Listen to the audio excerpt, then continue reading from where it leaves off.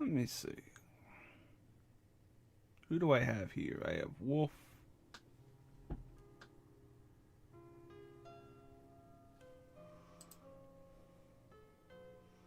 LD18. Okay.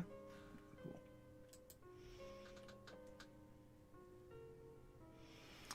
All right. So, what I'm going to do here is this. 1, 2, 3. God damn it. Okay, our first. Now the actual stream, since everybody can see this now. As you see, the Wario tier is S tier. The Fire Mario tier is A plus tier. The Mario tier is A tier. Then there's B, C, D, P, U, and then F, U. First is Mario Party Superstars, Woody Woods. Of all the Mario Party 3 boards that they brought back, Woody Woods was not my top choice. But hey, it's a good board. It's a good board for what it is.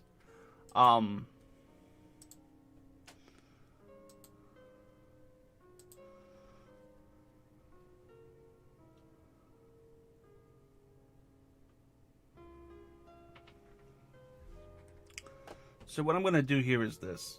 Where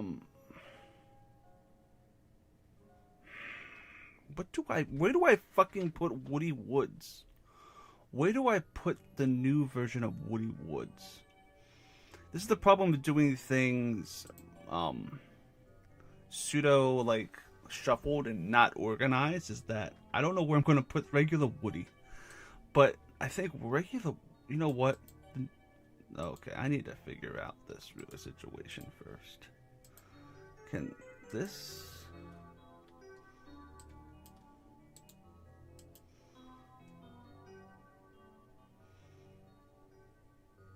Yeah, do nothing. I don't want it. I want it to stop flipping. Okay, there we go. I think since Woody Woods is it's still a solid board. It's in Mario Party 3. I'm gonna put that the remake really doesn't make it worse. I think they're both on par. I think a Woody Woods is a solid B right now. There we go, a solid B. I think Woody Woods is a solid B tier.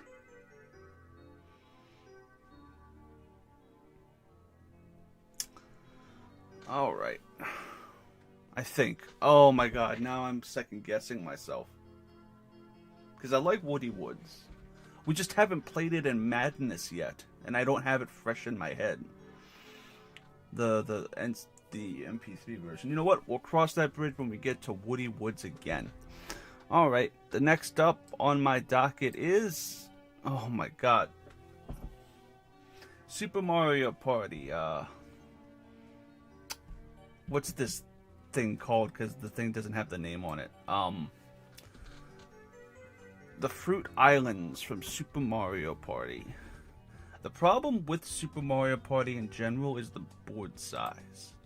And everything about the boards. The boards are small. The boards are incredibly hard to navigate strategy-wise. Yeah, Wolf, for the MP3 is a board I like a lot, but same applies to very much every, yeah, you don't like,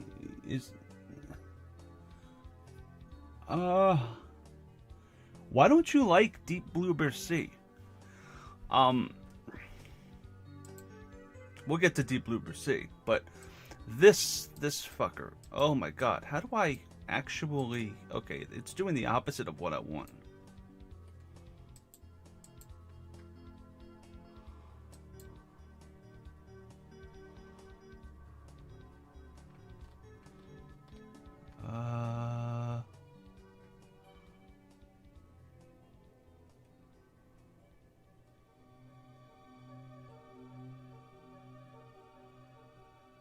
You know what? I have no idea what it's doing, and I'll just deal with it. But, okay. This is going in... I think it's actually one of the stronger boards in the game. So I'm going to give it D for right now.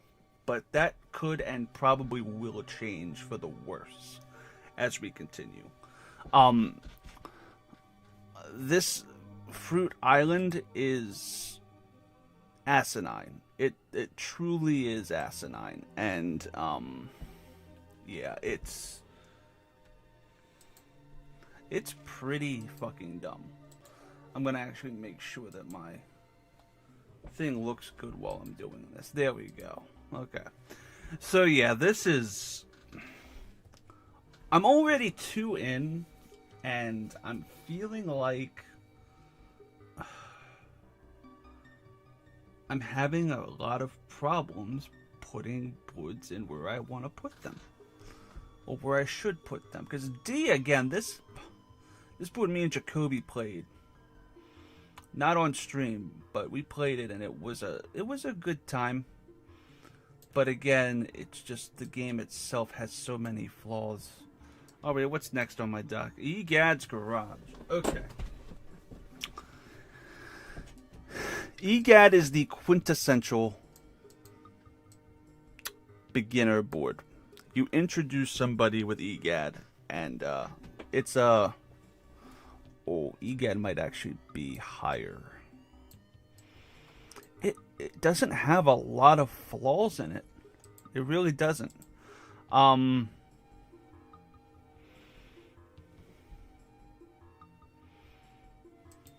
me 1 second, Wolf. I'm gonna enlarge what you're saying. Deep Blue Sea is decent. Just I find it okay while I find other Mario Party 3 boards great, mostly for the buoy anglerfish. Oh, yeah, the buoy anglerfish thing is incredibly crazy.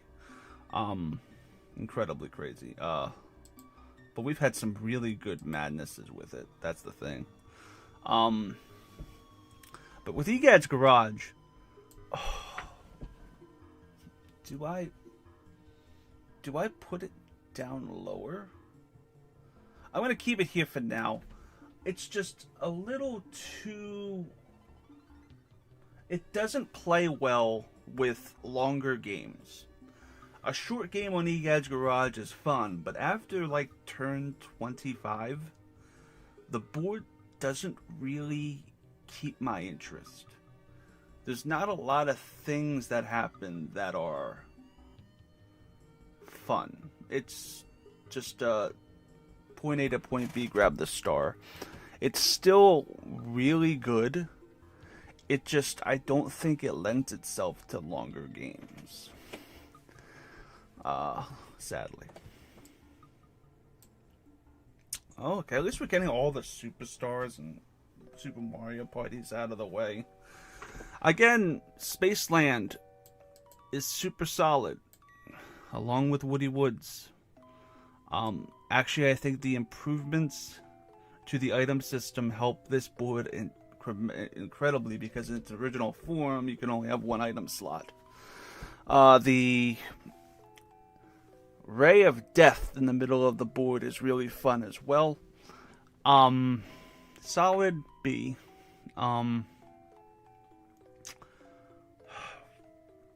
The problem with the board is the what are they called? Snoodles. The cops that get you, the patrol cops that can make you basically go in circles the entire game and not really, if you get really unlucky, you could be stuck in a patrol purgatory for a very long time. Yeah, and that was not fixed in the Superstars version. It can still happen. Western Land. Okay, Western Land. Controversial opinions. Okay, sorry Glover in the chat. Western Land is in a game that I'm not particularly fond of. And it is exclusive to said game.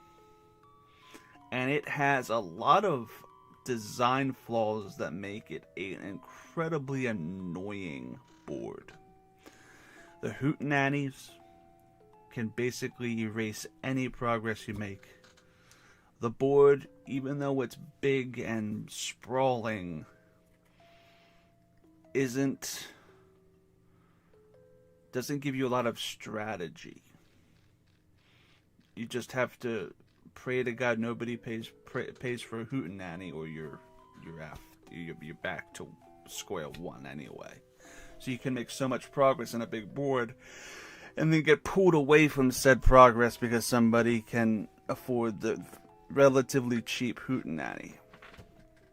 And it also doesn't help that you can only have one item slot, which is a incredibly horrible thing about 2. And I'm not putting Western Land in Wario or Fire Mario or even Mario. In fact, it's either a low B or a high C for me, actually. It is incredibly overstuffed with spaces with no rhyme or reason for them to be there, just to amp up the board's volume. But just because you have a lot of spaces doesn't mean you have a lot of strategy, and it really wears itself really thin with the constant getting dragged back by the Hootenannies. I'm going to give it a low B right now, just for sanity's sake from everybody in the chat, but I'm not the biggest fan of Western Land. I hate to say it.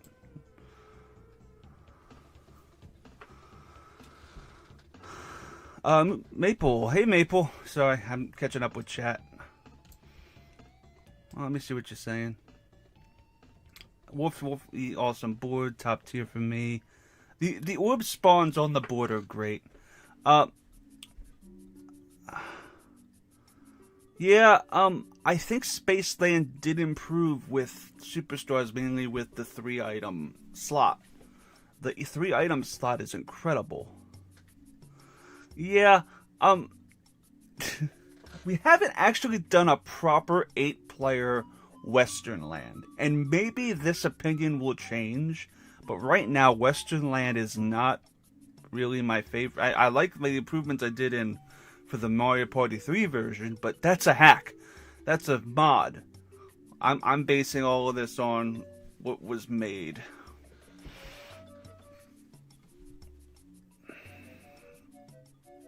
The train rides, yeah. That's another thing. Like the trains, but then you can pay for a train and get Hootenannied back to where you were. It just all feels like a giant waste of time half the time. And even on a 35-turn game, the game will go by in 90 minutes, if that. It's a very short round of Mario Party if you play Western Land. I'm actually talking myself into putting it in C. It'll stay in B for now. It ain't coming further up than that, though. God, no. Damn. Wolf said Westerland a bit too large for the game, and a game where you can only have one item. I don't like that much either. Okay, at least I'm not alone in that. Do you like Western Land, Maple? I don't know if you like Western Land or not. I like how you're a Bob-omb too. That's kind of cool. Yeah, I actually like watching Maple's stream the other night. I was like, oh, I want these like avatars at the bottom, and yeah, I really like the aesthetic. Oh, where would you put Western Land, Maple? Oh man.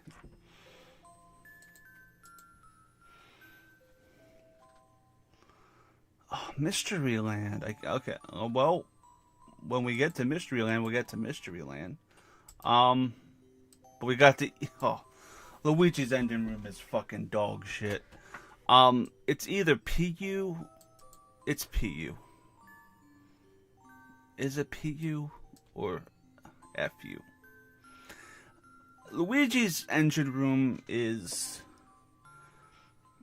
a lot of, hey, I'm landing on this question mark space, I'm going to change the dials, and you can't go this way. But all of that is really fucking lucky. And on top of that, you're just all going in a straight line, and you're all going to see Boo eventually. So you can never really strategize. It's only how good you roll, where you roll, and who gets to Boo last, not first. So it also, the board design is really, really disgusting to look at. It doesn't really look good at all. Even on Mario Party 1 standards, it looks like garbage.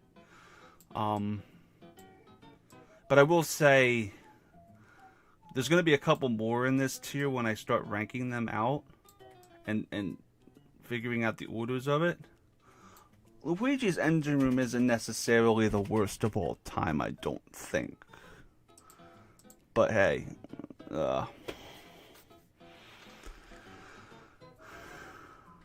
Wolf would give Western Land a C. What was that? Luigi's Engine Room. Western Land you would give a B. Oh, okay. Oh, hey, Shad! Oh, Shad! Shad's rating! Oh, ho, ho. Hey, Shad, I don't know why it says I commented that. But, oh, it's the Blargs. Shad, you can actually be a Blarg. Yeah, in fact, if you're here, I'm gonna make you a Blarg. There you go, Shad. I did that for you. So... Oh, I made the wrong person a Blarg. Whoops. Sorry, Let me get Shad.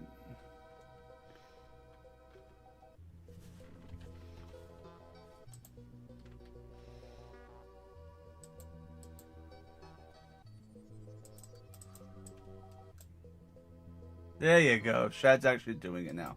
I'm gonna put you back to Dixie. Oh, that's my fault. My bad. I mistyped. Oh, there we go. The Blargs. Whoops, I accidentally made 2 people Blargs by accident. It's okay. Blarg needs to be modded into a Mario Party.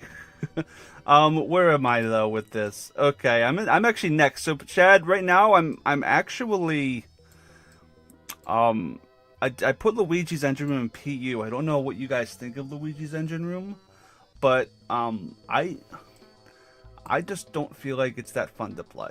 But that's just my take. Granted, there was only been one Madness of it ever, and it was last October, and I haven't played it recently. But it was in October we played it, and I wasn't really too fond of it when we did play it. But hey, we can always do it this Halloween as well. Okay, what's next actually? What is next for us? What is next? The cards say Eternal Star. Alright. This board is fucking crazy. Oh, it's actually really crazy, and I love it for it. It's asinine, and I legitimately enjoy that a lot. Especially we only played it once for Madness, and it was actually Zach's first time playing it. And while we were playing it, we realized that it was shit, but it's like going to a bad movie and enjoying yourself with it. It's not a good board at all, in my opinion, but it is fun as fuck. I'll give it the A. Yeah. The Mario. That one I feel confident in that one. It's fun. It's terrible, but it's fun. It really is fun. And it looks like my chair just decided to break. shit. Okay. That part broke. Okay, cool. That's awesome. All right. Oh, wow. Yeah, I've seen your guys' clips. I've seen your guys' clips of Eternal Star, and you guys have had incredible times on it. So I feel confident in giving it the A. Towering Treetop. This is good old Zach's favorite board. And I have to say, it's a classic for a reason.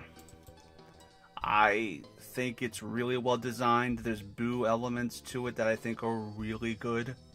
It has Boo on the board. It feels like a classic MP3 board in the MP6 style. Oh, well, that's a spoiler. Wow. Okay, you know what? I would like that to shuffle again. Okay. I don't want to know what's next, especially if it's that one. But yeah, Towering Treetop. It's not going to stay at the top of the Wario tier, but it really even more so than EGAD's Garage because of the Boo element in this board, is great for your first Mario Party board. It's also just really well designed. The layout's really cool. And I know that Zach would leave the server if I put it any lower than one of these two, and I actually think it does its job really, really, really well. Really well, actually. Oh, I hope that food is great, Shad. All right. Next up, Goomba's Booty Boardwalk. Now, we all actually played this. I forget if Maple, you were on Booty Boardwalk or not. You might have been. I don't remember. But a lot of the bonfire was on Booty Boardwalk, and Jesus Christ. So much potential in this fucking shit. Originally I was going to put it in C. But I have a huge problem with Booty Boardwalk. And it was really prevalent during our Boardwalk Empire game, right at the beginning of the year. Goomba is free when you get to the end of the board. And that's a really bad design choice when people are getting coins left and right for no reason. What's the point of getting a Cash App candy if the coins aren't going to matter? What's the point of getting a bit-sized candy if the coins aren't going to matter? What's the point of winning minigames if the coins aren't going to matter and the minigame only has a 1 in 8 chance of showing up in the bonus stars? It makes a lot of things worthless except twice candies and nothing and thrice candies, and nothing is more boring than playing a game to try to roll the highest. You might as well be playing a different game altogether with the little amount of strategy there is. And it's a huge inherent design flaw. Apart from that, it's also a good board for beginners to kind of get the gist of what Mario Party is. But this is like it's really just a game of who rolls the highest. And I believe me and Zai completely got fucked with that. Entirely.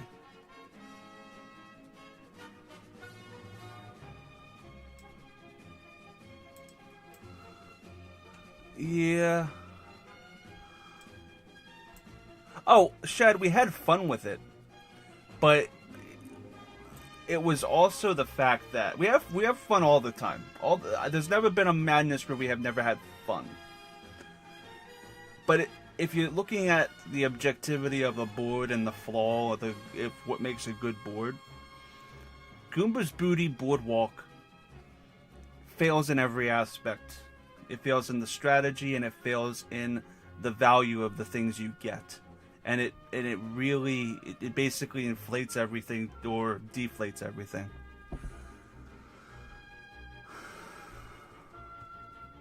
Yeah, it's a race. That's the best way to describe it, Chad. It's more of a race in that regard. And cool. And in that case, maybe if I mod it to be you only get thrice and twice candies and nothing else, and it legitimately is a race to the end, and that's all you have, and the money is basically for those Dolphin Express trains, maybe that could actually be really cool. But I don't know. It's just you have to. Where it is there in vanilla, it just doesn't know what it wants to be.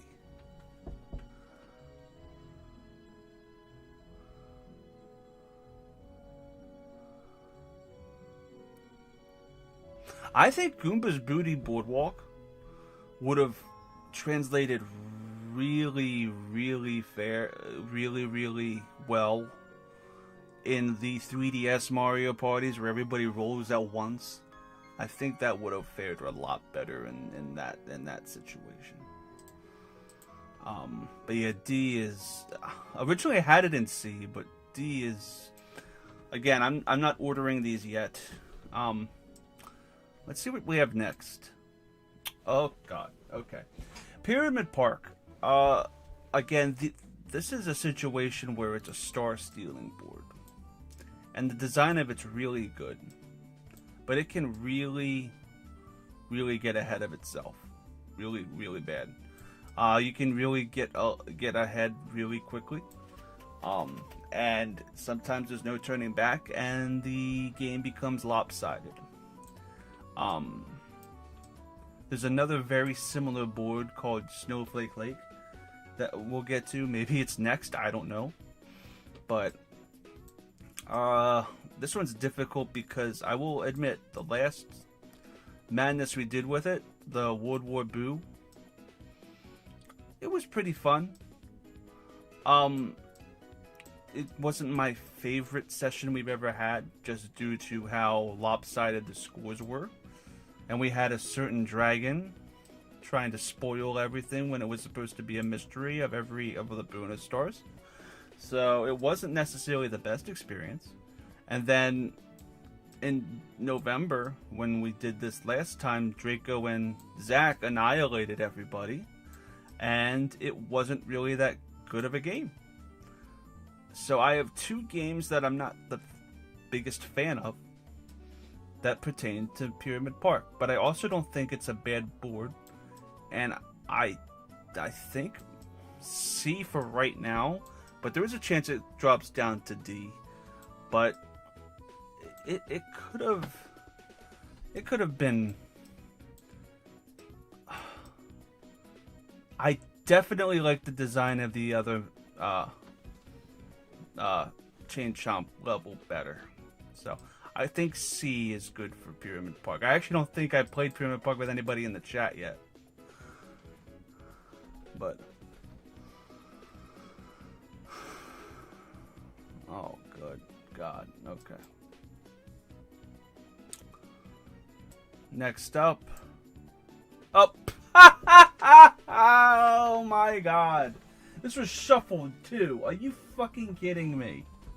Snowflake Lake. Really? Right now?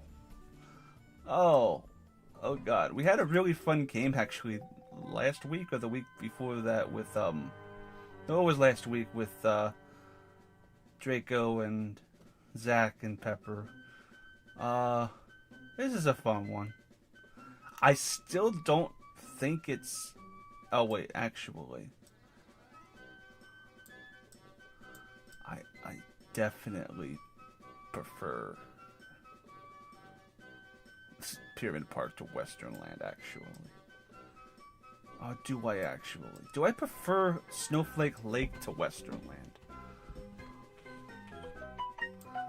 I just got a text.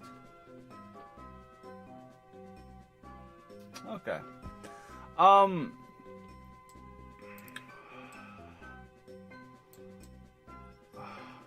You know what? Would I want to do an 8-player of Snowflake Lake? No. I'll keep it with Pyramid Park here. Whoops. But that could and probably will change. Snowflake Lake is basically another version of Pyramid Park, but without the separate islands. It's all on one island, and you can go into the center, and you're safe at night. There's a lot more strategy with Snowflake Lake. Yeah. But strategy is basically non-existent in Western Land. I'm going to put Western Land in C, finally. Snowflake Lake in B for now. It might go down to C, though. This is so difficult, y'all.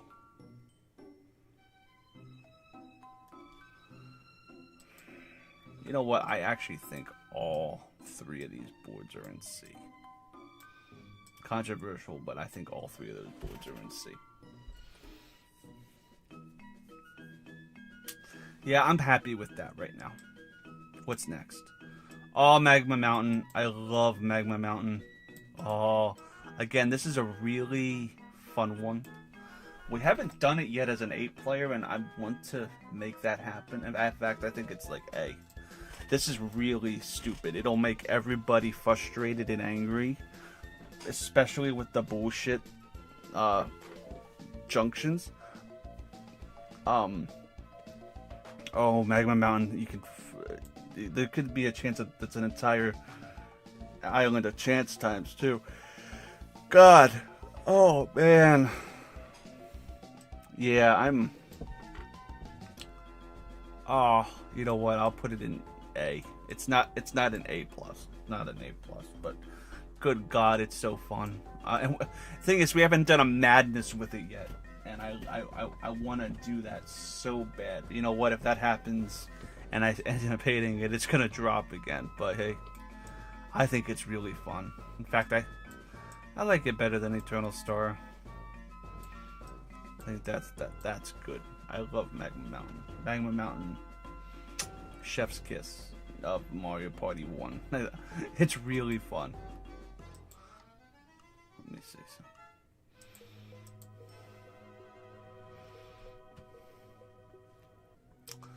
Yeah, Magma Mountain is really good.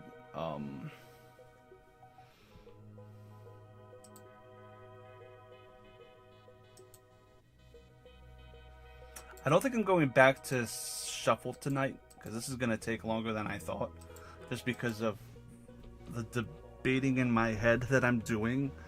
Oh man. Alright, next up. I don't want to know. Again, why is that doing that? Anyway, Pagoda Peak. Oh, Pagoda. Such a good board. Oh, Pagoda's so fun. In fact, the strategy, the level of strategy, the orb strategy on Pagoda Peak, and the prevalence of tools make it a very intense game whenever you do play it. That is super duper easy. Easy, yes, I think. It could be A+, but I think S it's really good. Mario's Rainbow. Why does this? Okay, I'm gonna.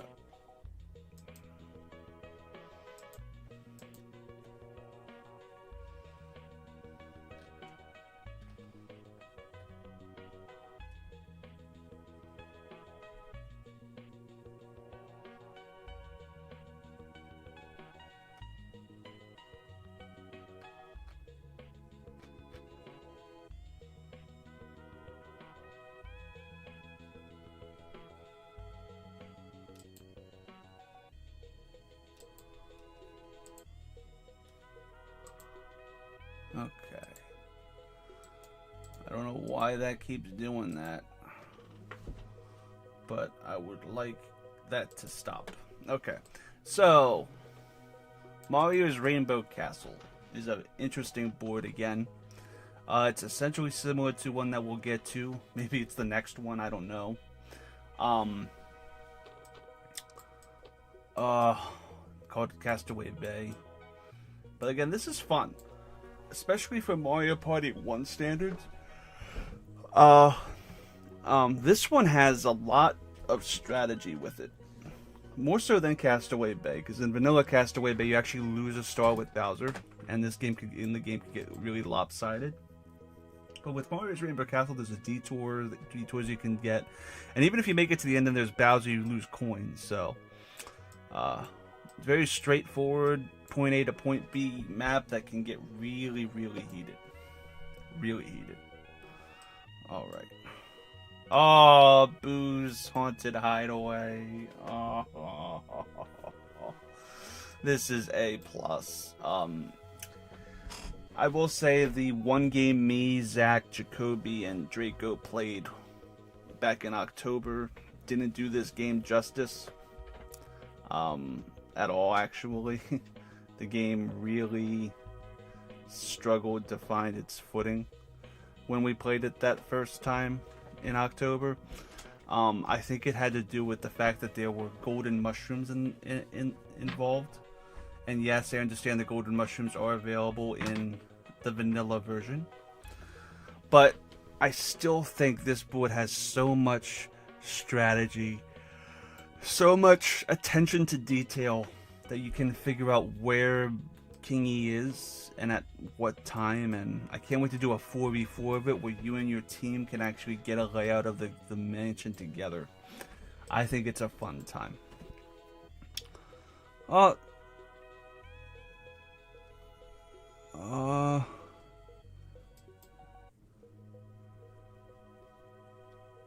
Hey, Striker. Alright. Let me look.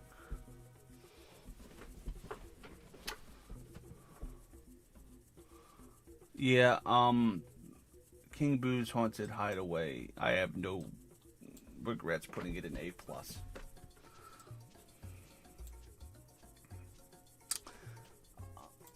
Bowser's Enchanted Inferno. Whenever we've done a full 8-player madness of this, I've always had a blast. We did it for in October and December of last year. And we did a short game with a couple people who didn't necessarily like it recently. But the strategy with the island sinking is incredible.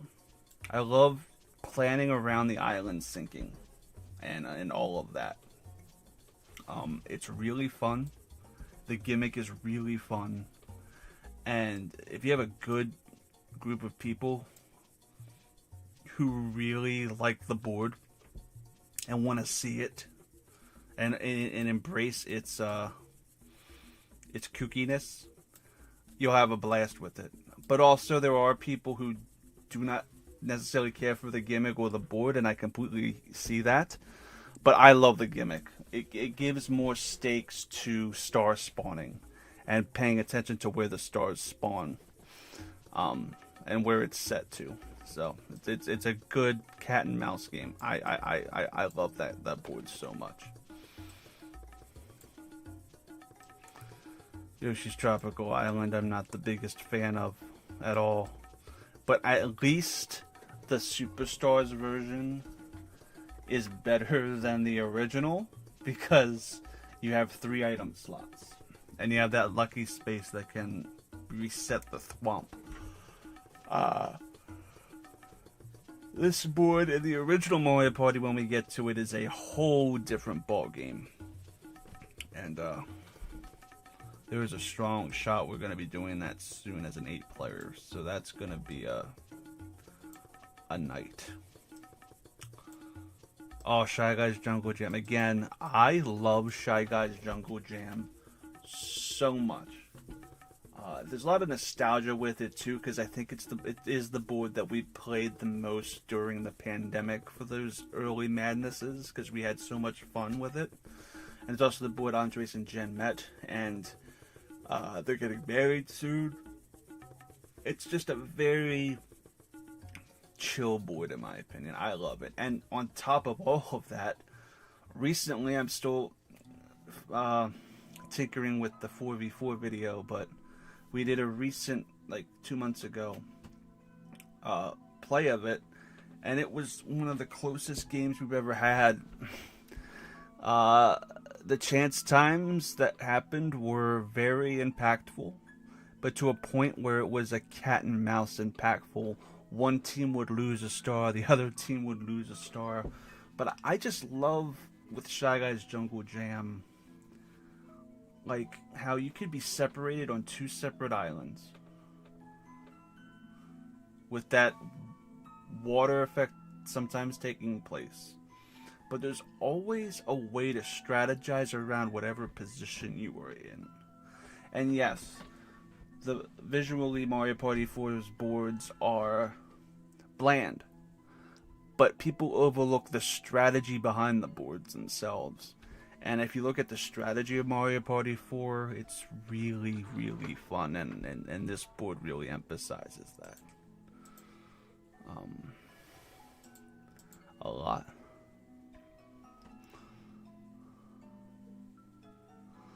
Okay, Wolf does like that, Enchanted Inferno. Okay, so, yeah, I'm really happy so far with the Wario tier. I really like these choices. I'm actually gonna put Shy Guys Jungle Jam before Inferno, but I actually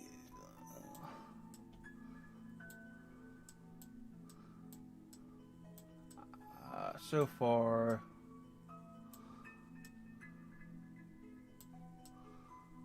that looks good to me, I think.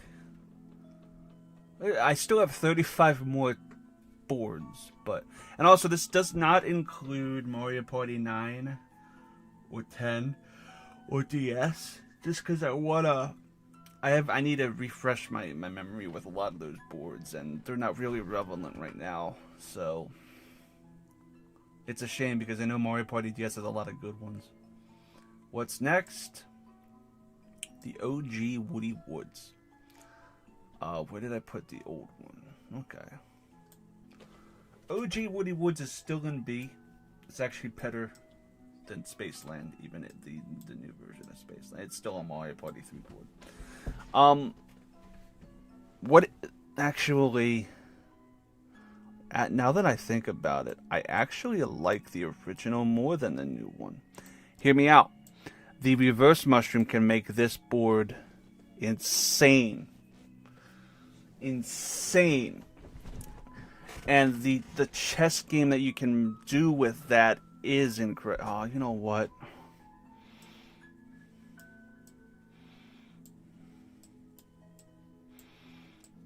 I don't actually think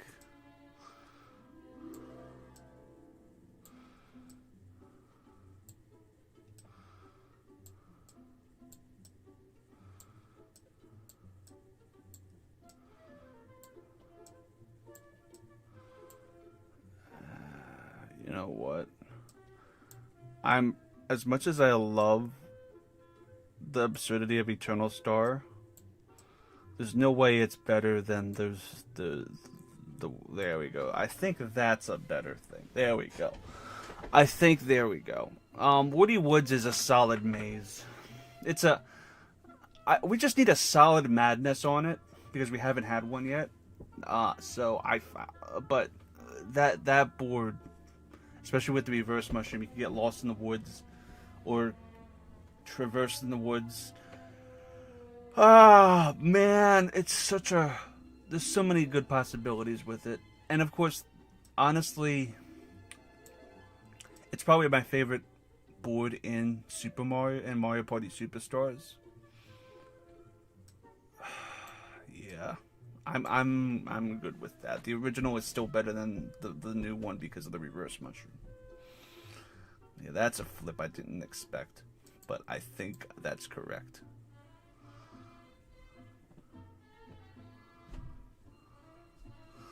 The DS boards are really fun.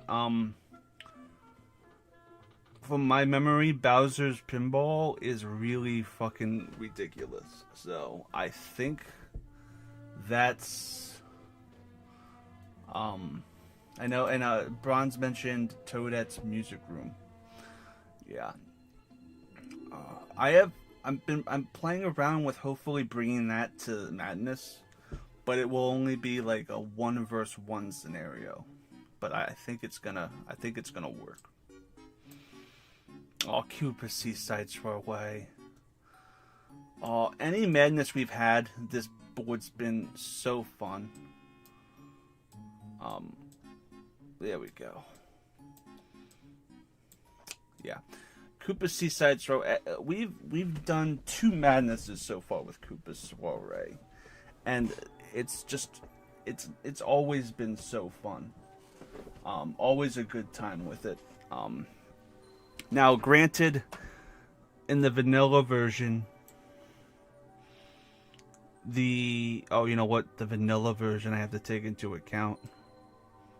It gets knocked down.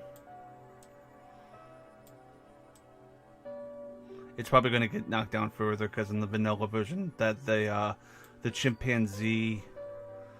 Oh no, the chimpanzee thing. Actually, the monkey junctions really affect that board a lot.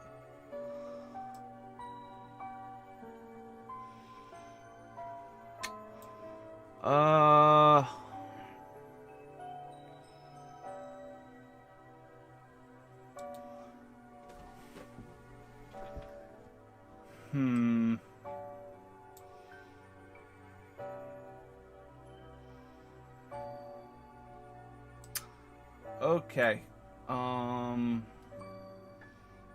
Let me actually see something. Can I actually duplicate that?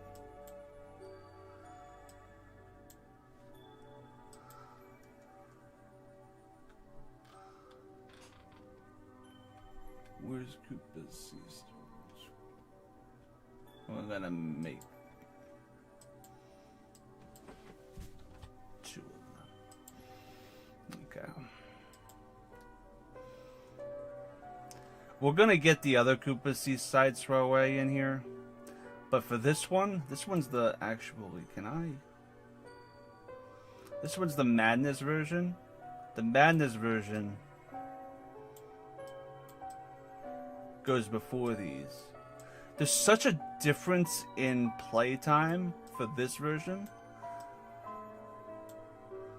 but when I get the double of Koopa Seaside Swirlway, I'm gonna put it lower because I love Koopa Seaside Swirlway, but without the monkey junctions. That's the thing. Other than that, it's a really fun strategic board with all the happenings that you can do, riding from point A to point B, killing the Koopa Cabana. It's so fun, and we've had so many good Madnesses with it. I can't put it lower. Damn. Boo's Haunted Bash. Okay. Let me make sure that that's shuffling correctly, because back-to-back Mario Party 4 boards. Okay. Boo's Haunted Bash. You know what? Give me 1 second. I need to fix this properly.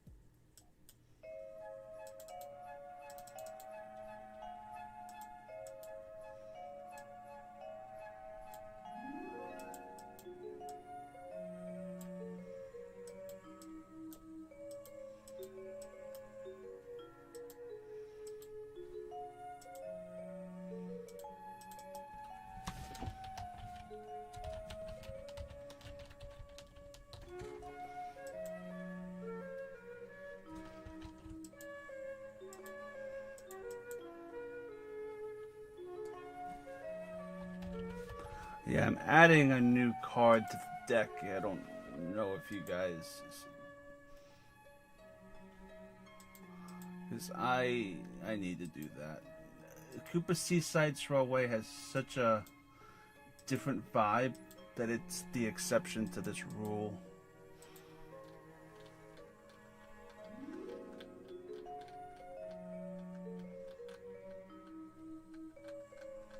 I just saw it. Where is that at?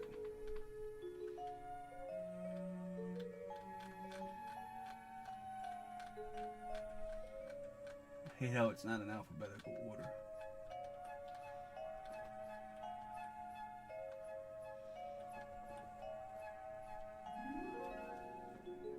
Okay.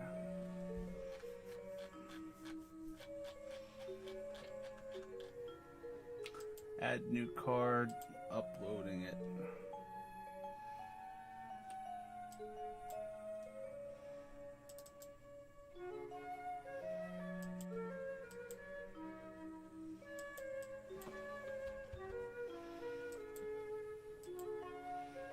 There we go. It'll pop up. So when that does pop up, it'll pop up. But for right now, Boo's Haunted Bash Classic. Again, solid A+. This is the thing with Mario Party 4. Again, Boo's Haunted Bash is just a square. But this is also a pinnacle board where you can use it to teach somebody the main mechanics of Mario Party. But also, there's a lot of strategy in this board with the funeral processions and putting out and putting on the bridges. It allows for a lot of really good mind games. And again, this is the thing with Mario Party 4 is, yes, the board designs are bland. But outside of that, the strategy behind the board is what makes it fun. So, Boo's Haunted Bash, I have no qualms putting there. In fact, is it better than Haunted Hideaway? Maybe. Maybe it's better than Haunted Hideaway. I don't know. When I come back to that, I'll look at that.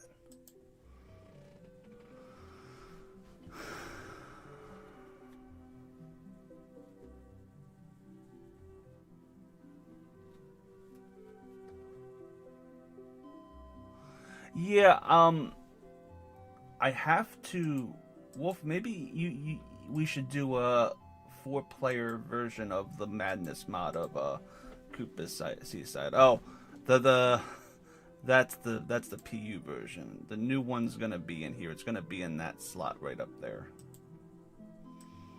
Midway Madness.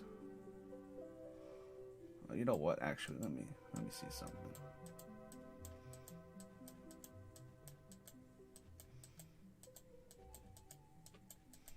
This is all getting reshuffled. I just want to make sure.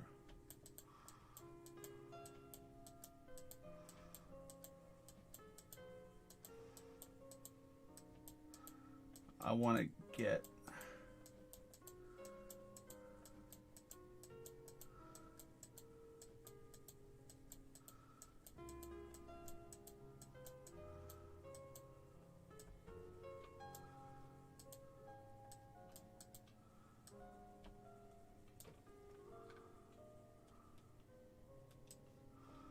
where is it at?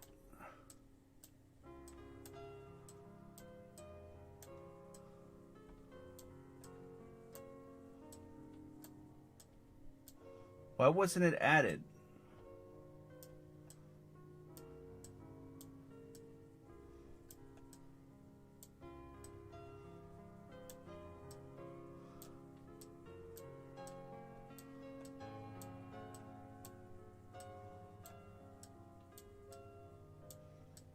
Has to be a better way to do this, but I don't want to fuck anything up.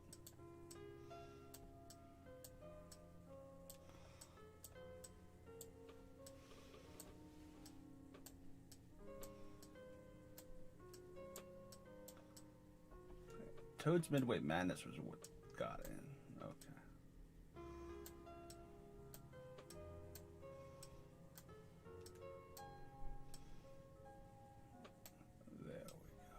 And now I'm gonna flip stack and then shuffle. Shuffle.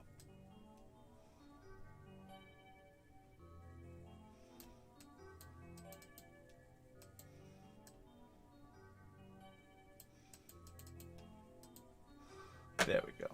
Alright. I'm also gonna do this.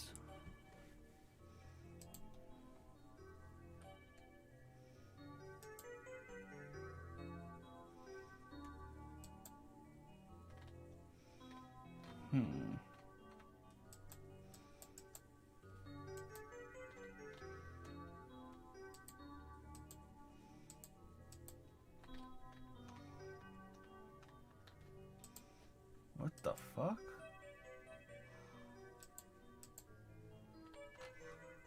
I need a new deck of cards. Where can I...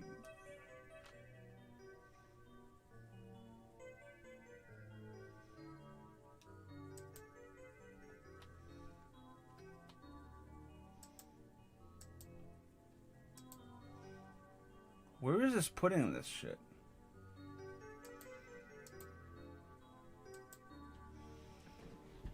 Okay.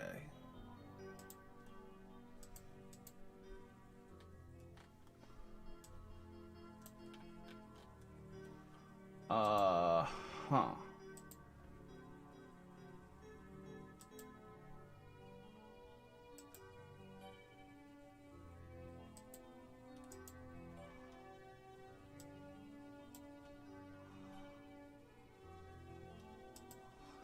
Okay. Well,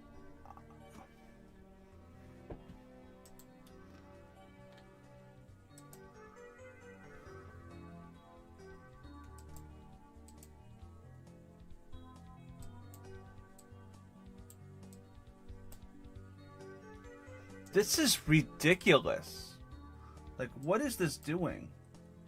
It hasn't actually added the card that I added to it, which is kind of frustrating.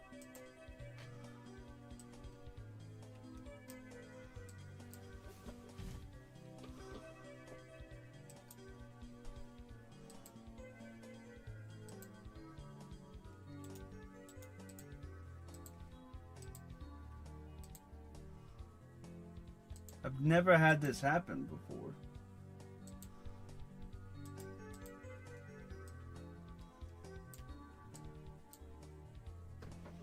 Why are you not adding it?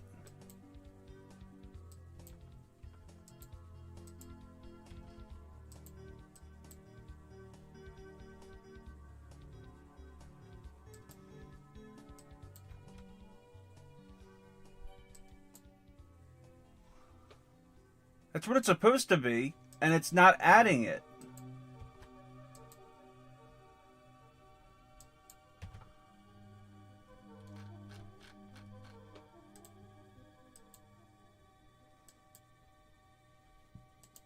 Okay. Well, the original Koopa Seaside Throwaway would be in PU. Oh wait, Toad's Midnight Way Madness, let's get back on schedule, is another classic. But the other thing is with this is the thing that can't be fixed is the junctions with the teacups. But at least it's not as game breaking with the loop of death. But it's a low A+.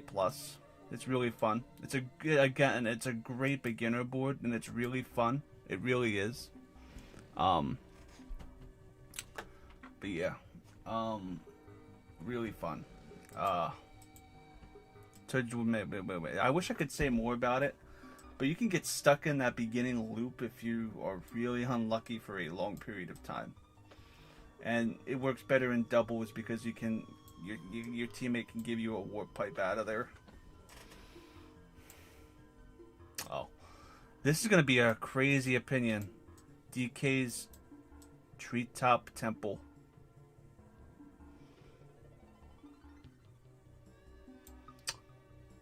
It is going in S, I think.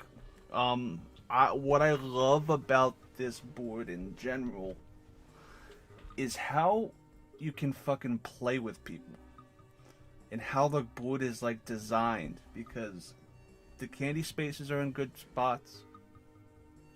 The star spawns are in really good spots. And if you have a good crew with you who are paying attention, it is a chess game. And we're going to be doing this for Duel Night, and I can't wait. So everybody can see and appreciate how great DK's Treetop Temple is. Because we recently did it with Wolf, Just Cam, and Tega. But, that was with the fucking Bowser candy and was fun. But this board is really incredible. I love it. Yeah, and this is without the mods, but I still love DK's Treetop Temple. It's grown on me a lot. Shy Guys Perplex Express. Again, this was the false opening because I didn't realize I had things open. But again, this is also an S tier, Wario tier. The game that me, Rick, Shad, Tris, Jeff, Slim, and Odin and Mike had is one of the best madnesses we've ever had. And just the back and forth with trying to get away from Bowser, that board is really, really fun. Chaotic. You can get stuck in a few places for a long period of time, but sometimes it's a good thing to be stuck in those places. 100%.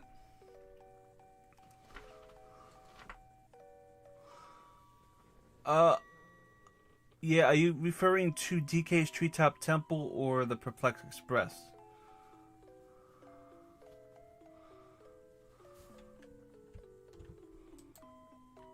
Let me catch up on chat.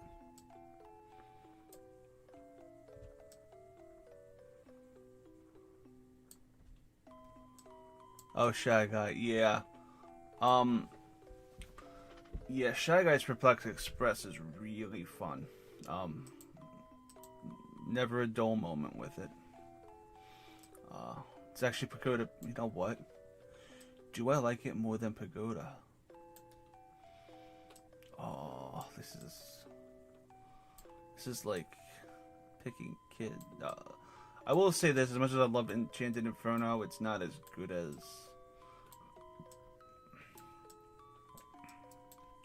this so far. All right. I think that's solid so far. I think Neon Heights.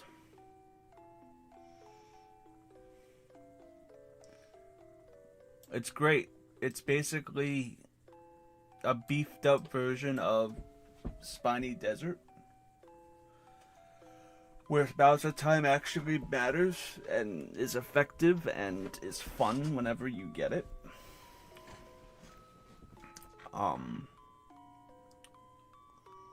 Yeah, I would say Neon Heights is right there. It's very long, and actually I'm going to drop it down. And there's a reason. I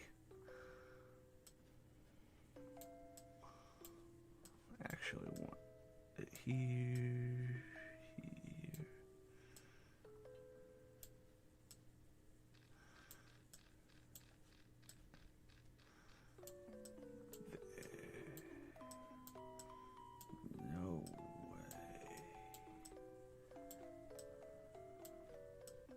There we go. Neon Heights I'll have here. The Neon Heights has the length issue, and the other issue is the board events should have really been happening spaces, because they just take so much time, and you get coins that you're not necessarily going to need because of how cheap the chests are in vanilla. But even though it takes a long time, it's a really good long game. Just expect to play a long game if you're playing Neon Heights.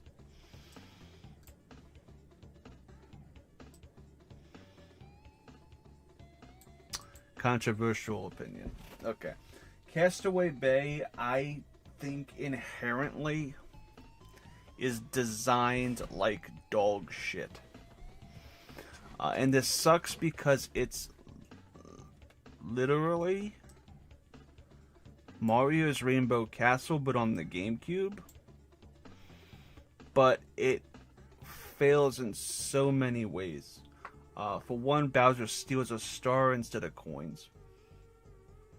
And unless you... the person in first or the team in first will always stay in the lead. If somebody has a good momentum after like turn 10, it's going to be really hard to catch up to them because on top of all of that, Boo is on the board. And I would have said that if you're going to make Bowser steal stars, I wouldn't have put Boo on this board at all. And it's just a very, very unforgiving board. And yes, Wolf fixed it to where Bowser steals 40 coins and this, that, and the whole shabam, but when we have to go in and fix something like that, and it still wasn't the greatest, I felt like the board itself didn't lend to it as much as Mario's Rainbow Castle did, because of the board design of Mario's Rainbow Castle was a little bit more out there, because you go more out of your way to go to Boo, instead of Boo being on the way to your destination. I felt like the game of chicken in Mario's Rainbow Castle was better executed and to a better degree. I don't think Castaway Bay is a good board.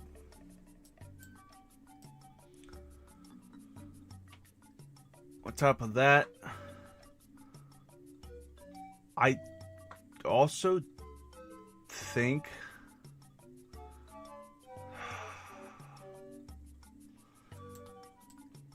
Bowser's Warped Orbit is probably, the better. I actually like Warped Orbit more.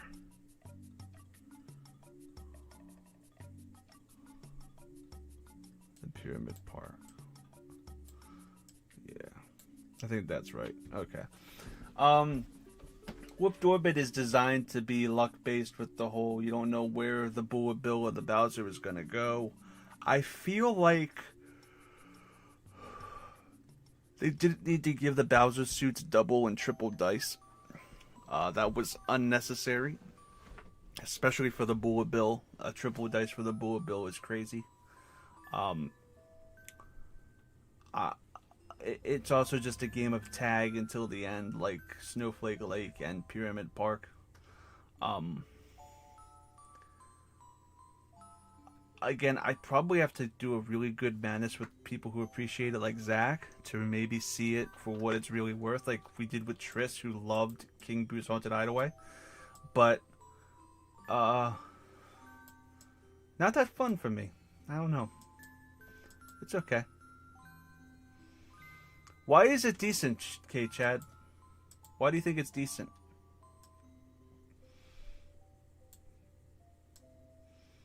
It's definitely, I think, better than Pyramid Park. We were so gonna do it so many times.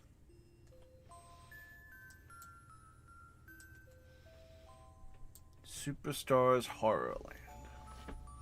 There's a reason why people do it so much. It's really good. It's really good. In fact, I think Superstars' version of Horrorland is probably my favorite by a long shot in the game. It feels like, especially with the added 3 items. I know earlier I said that Woody Woods was, but I feel like just the gameplay of Horrorland really loved the fact that we got 3 items. And this embraced it the most. Because Woody Woods, to its credit, already had 3 items in its original form. And it's not better than its original. But Horrorland's version is night and day, no pun intended, to its original. And it's just, there's a reason why people play it so much when they're doing Superstars and pick it so much. It's just because of, it's the best board in the game. And it's sad that it doesn't have a lot of competition. Oh boy. I'm not even going to attempt to put this here because I already know where this boy is going. Down, down, down, down, down, down, down. Let the king rise. Spiny Desert is the greatest, in my opinion, board of the franchise. Spiny Desert has the Mirage Stars. Spiny Desert has the Brutality. Spiny Desert has the Quicksand. Spiny Desert has the friendship ending mechanics that make Mario Party as fun as it is. There has never been a madness that hasn't caused somebody to go mad on Spiny Desert. Oh man. Such a great fucking board. Oh, such a great fucking board. I sing its praises so often, and I will continue to. I never get tired of it. I could play it 3 or 4 weeks in a row and never get tired of it. It is not a board we do a lot on Madness, only for occasions. But it is one that we've yet to do an 8-player of, and we're going to be doing that on my birthday, so I can't wait for that. So I love Spiny Desert.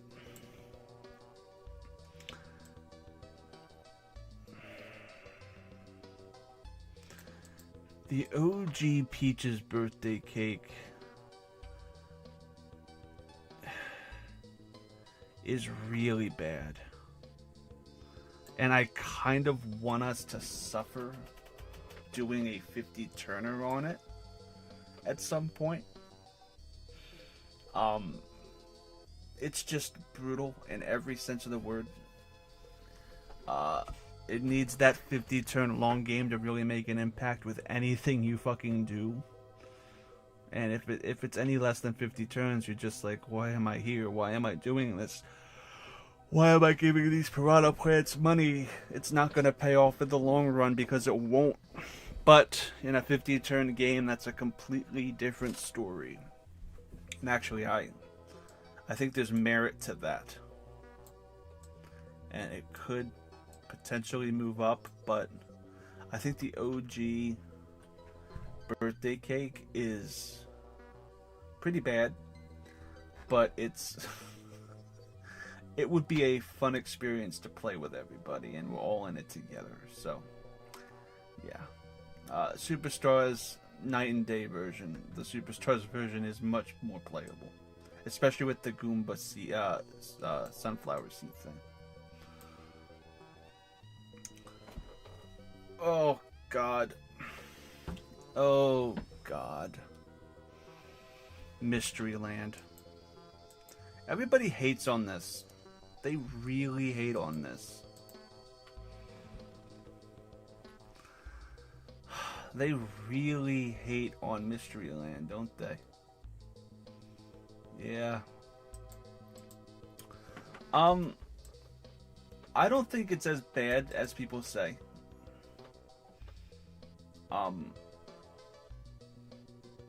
I actually like it a lot more than Western Land.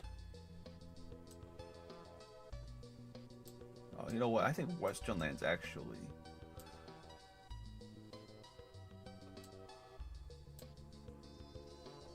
Let's take into account that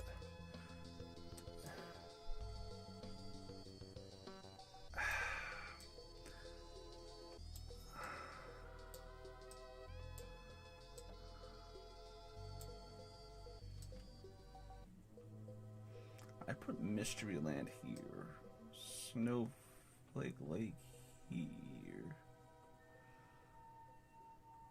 No. There's Western Land. Okay. Hear me out with this. I'm putting Mystery Land before Western Land, and I brought down Pyramid Park.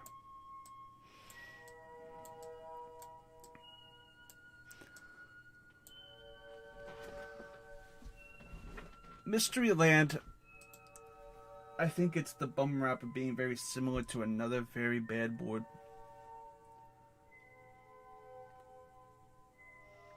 But I just feel like the happenings, you going from place to place, not being able to keep track of the happening star, a big thing.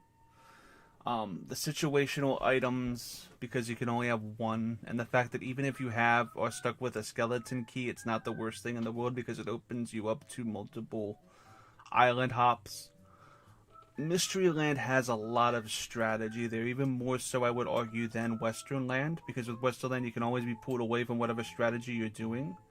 Mystery Land, you're playing your own game the entire time, and it's just luck of the draw. So I like the independent feeling of Mystery Land.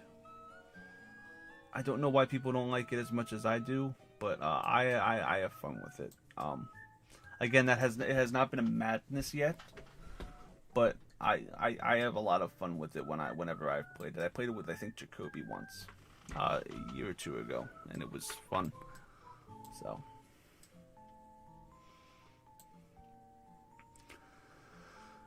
The best thing I can say about DK's Jungle Adventure is that it's boring. It's bland.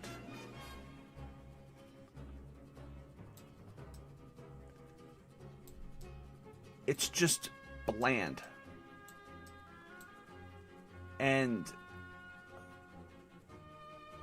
it's the quintessential first board of the series to teach you all the mechanics of the game. But I don't think it's shit.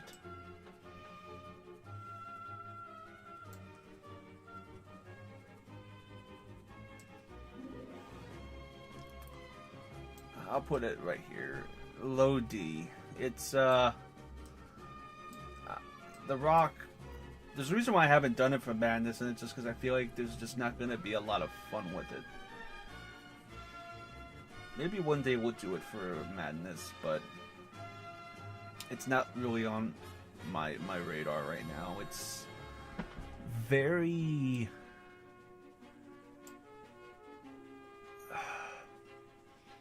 It doesn't have a lot of personality. I don't know if that makes sense at all.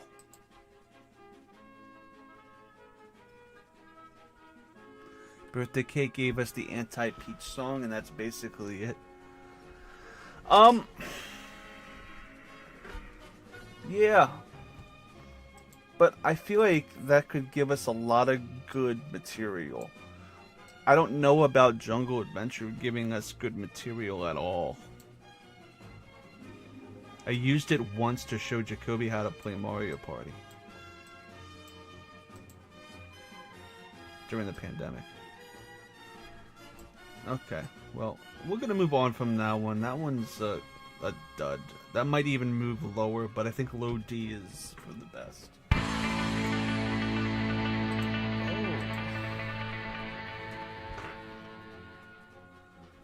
Okay, Chad, thank you for following.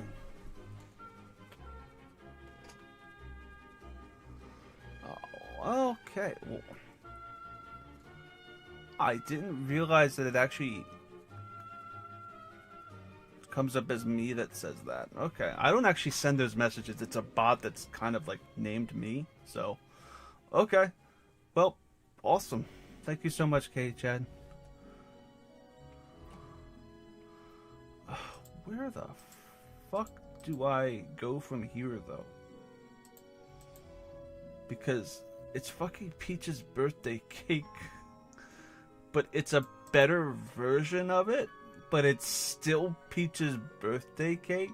And I don't know why they decided to remake it. I'll give it credit. The 3-item system makes it better. Like, as always. But it's still... I mean, I'd play it over DK's Jungle Adventure.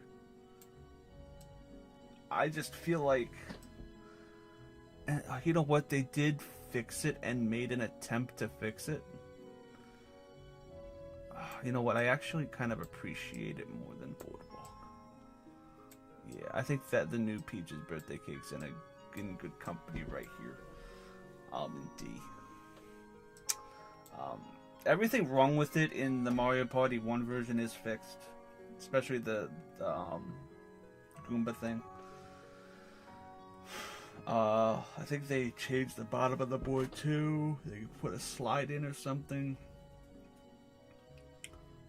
Again, that benefits from longer turns.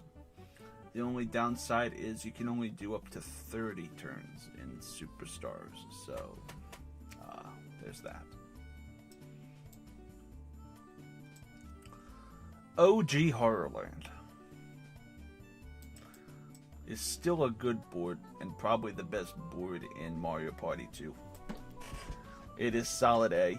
It is good. I know a lot of people who love this board from their childhood, and I love the costumes with everybody in their witch outfits. Oh, it's above Magma. It's actually above a lot. It's above Woody Woods. No, it's not above Woody Woods.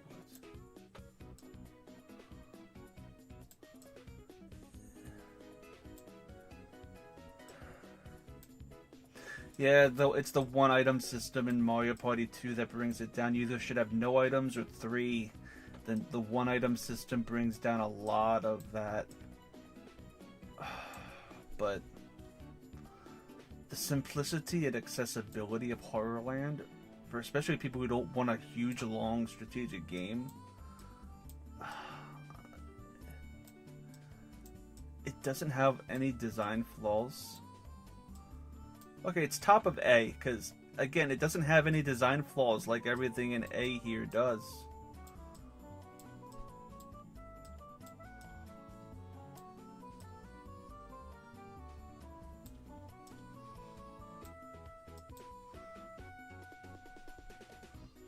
Yeah, I mean, Woody Woods doesn't have design flaws. Magma Mountain is just a fucking fun disaster. But these two boards, Neon Heights and Towards Midway, have a few design flaws that Horrorland does not have, the OG one. And it's a classic for a reason, so it stays.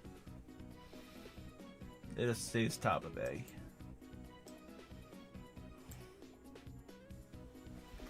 Fair Square. This board is another fuck you board, but you can have a lot of fun with it.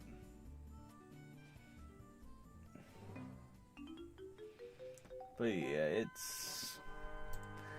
it can get ahead of itself really quickly, and again, it has the issue of Castaway Bay, where the game can get away from you. And I'll give it a high FU, because it can really just become a shit show. And the more I think about Pyramid Park, this is an FU board too. But it's the high FU. Because of how crazy it can get. But also, just from experience, Pyramid Park is very lopsided. No way that's ahead of any of this.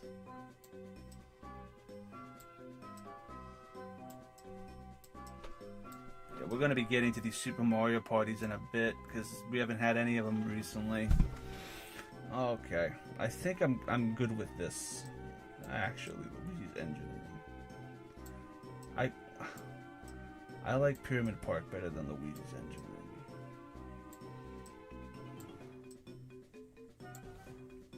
There we go. So far. I think that's good so far.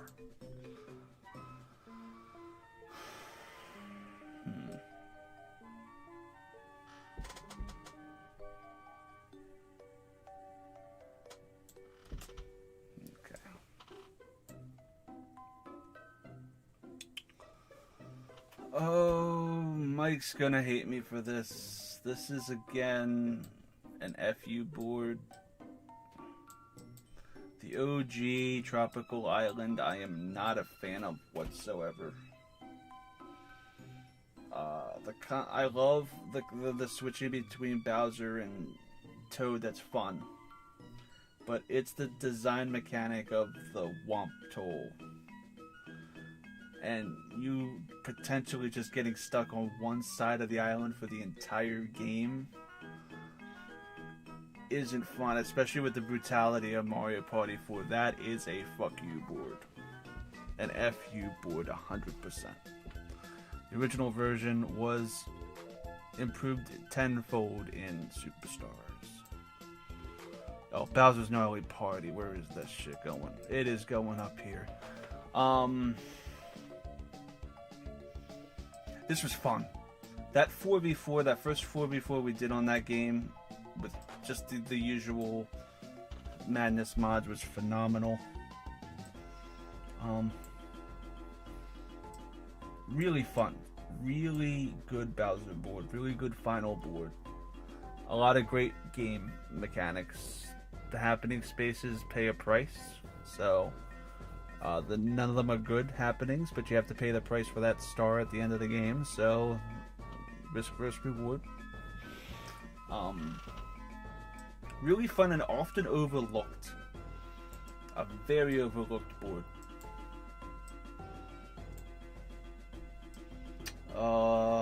The Thwomp thing from Super Mario Party. Irrelevant. It's small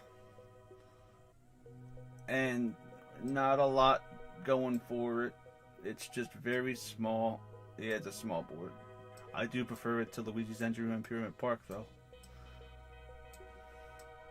The more I'm thinking about Pyramid Park, I want to put it in fuck you.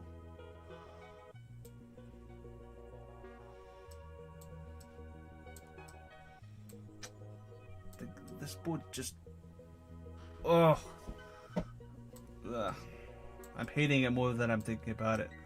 But this is legitimately just a square. Very, very few amount of spaces. Shows off the design flaws of Super Mario Party really well, that's for sure. We're about to get a lot of these in order, aren't we? Oh no, Creepy Cavern. Creepy Cavern. The thing about Creepy Cavern is it's the worst board in Mario Party 3 by a long shot. But it's not a bad board at all, because it's in Mario Party 3. It's a high C. It's just not as interesting as the other boards. That's all it has. It's just not that interesting. Not a lot of things happen on it. Sometimes you can get stuck in a certain area for a long period of time. I just find it to be not the first one, second one, third one, fourth one, or fifth one I go to when I open up my favorite Mario Party. This King Bob-omb's Powder Keg mine is actually, I think, more that I think about it with the whole bomb mechanic, probably the best board in Mario Party, Super Mario Party. And I enjoy it more than Snowflake Lake, Bowser's Warped Orbit, and Western Land, and Mystery Land. Hear me out. I feel like it utilizes its great character roster to its fullest with the whole allies and the timing of you landing on the big Bob-omb spaces. Has a great happening space that can get you and net you some good shit from that minecart. And the design is really well done for the square kind of China table-esque board design of Super Mario Party. Yeah. This was the most recent one me and Jacoby played, and I had a lot of fun with this one. I think this one is a good board. I also do think the Tropical Island board can be fun and is I think you only pick these 2 boards though when you open up Super Mario Party. Oh God. Oh God. Oh God.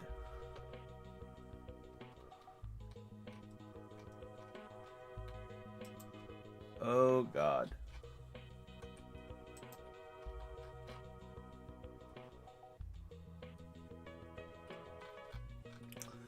This is probably... We haven't even done the Windmillville 50 turn game yet, and I'm oddly very excited for it.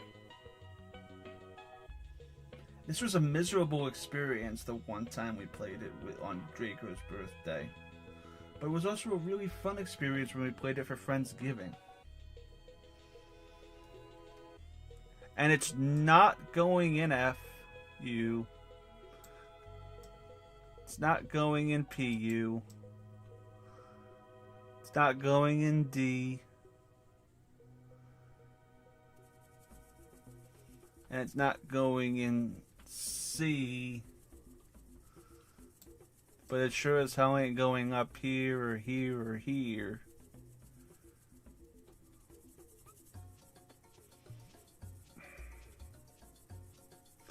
I should put it in FU.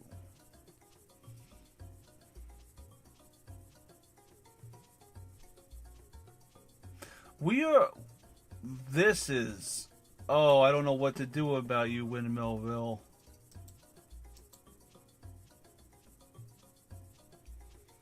I don't know what... Oh, hey, Zach! Hi, Zach! You made it just in time! For fucking Windmillville. I'm figuring out this. Yeah. I have 12 boards left. Oh. Where's Zach? Here's Zach. Hi, Zach. Zach. I can't get over that at all. Oh. But, I'm figuring out where to put this goddamn sucker.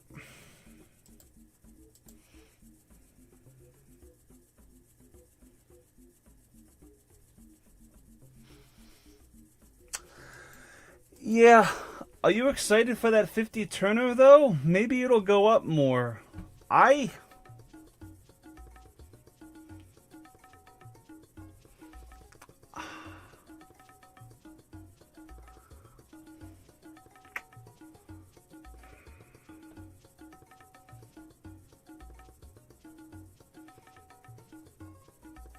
With how horrible you know what? No. Since we're going off of the OG game design and not the Madness version of it, there is a huge inherent flaw with Windmillville. Actually, I'll make this argument right here. There's a huge inherent flaw with all 4 of these boards. Yoshi's Tropical Island has the Thwomp tools that can trap somebody on an island in a loop forever, which is miserable, especially with the brutality of Mario Party 1. Fair Square can really get itself out of hand with a lopsided game that turns out to just not really feel like a game at all, but just buying a bunch of stars and then you're just getting too ahead of your opponents and then you're just waiting for the end. Peach's Birthday Cake has the Goomba thing with the sunflower seeds that is incredibly horribly designed. And then Castaway Bay in general just has a huge flaw with its game design where instead of like in Mario's Rainbow Castle, where Boo is on the opposite side of the board in a detour, Boo is essentially on your way to Bowser and Donkey Kong and Castaway Bay, so you have a chance of losing 2 stars from an opponent or into the void. And this can also get out of hand, which we proved in our last Castaway Bay game. Windmillville basically fails on its own design. In the original Windmillville, not the fixed one we're going to be doing for 50 turns, there are Bowser spaces, which can take all your coins away. which inherently makes you unable to play the game, which is what happened to Zack and Ryder. But not only that, Bowser time can also take 20 coins away from you, which can also mean that you cannot play the game. You just make it to windmills that you can't afford, and you just trug along like a poor sap. Bowser should not be taking coins on this board, nor should there be a Bowser space on the board that can basically say, hey, don't play the game for a little bit, you don't have money. So I feel like Windmillville's inherent flaw is that it has too many opportunities for you to lose coins to where you can just basically not play the game and soft lock yourself into just going through the motions while other people are having fun. And to me, that is not good game design. And to me, I can argue that probably Windmillville is staying at the bottom here. Now, the new version of it for the 50 turns is going to increase the economy and make it so that windmills are very competitive and a lot of things can happen. So, and it's going to make this zoom up for some people. But in terms of the Madness version itself, Windmillville is at the bottom. This also will go for Soiree. I know I'm putting it up here because the Madness version is so good. But then I'd be a hypocrite, wouldn't I? And Soiree also has the distinction of PU instead of A+, or Mario, Super Mario, Fire Flower, because of the banana junctions that are luck-based. Sure, we fixed those, but that's not part of the vanilla board. And the Soiree, although it's not necessarily a fuck you board because the design and the strategy is there, Soiree still has a flaw that brings down the experience of the board if it's played vanilla. So I think I made good arguments for that. I think.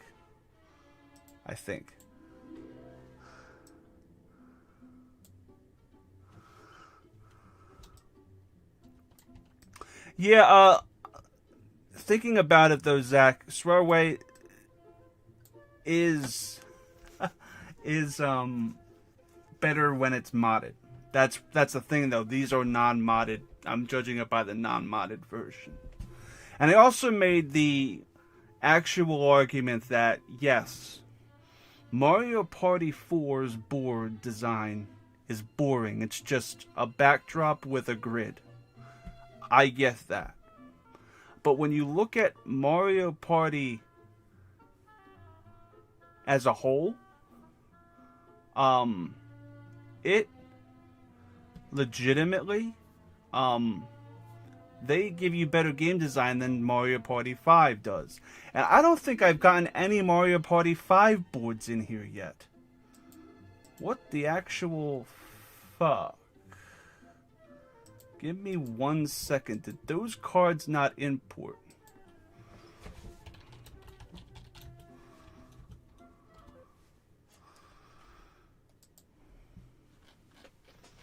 I might have to do this.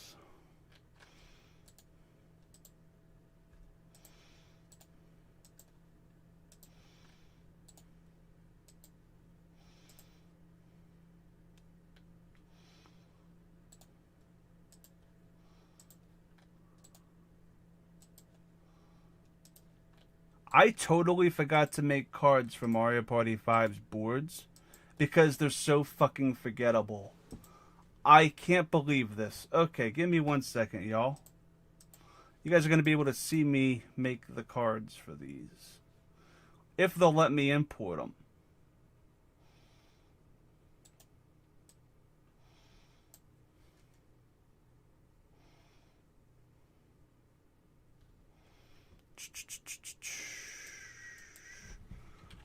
Mario.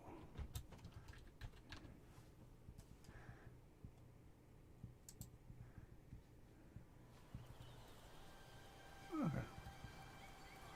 I'll keep that up. Okay. So,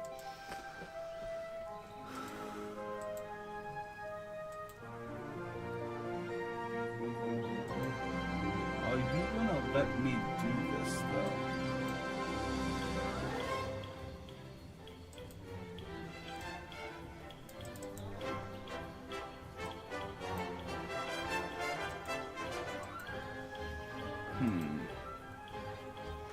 Can I move everything?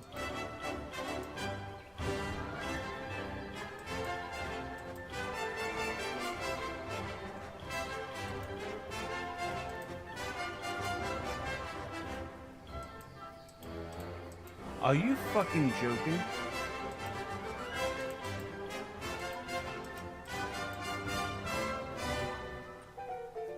This isn't real.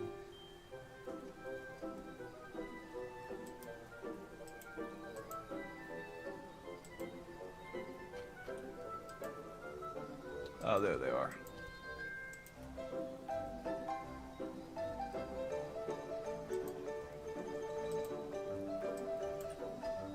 Is it 120 by 60?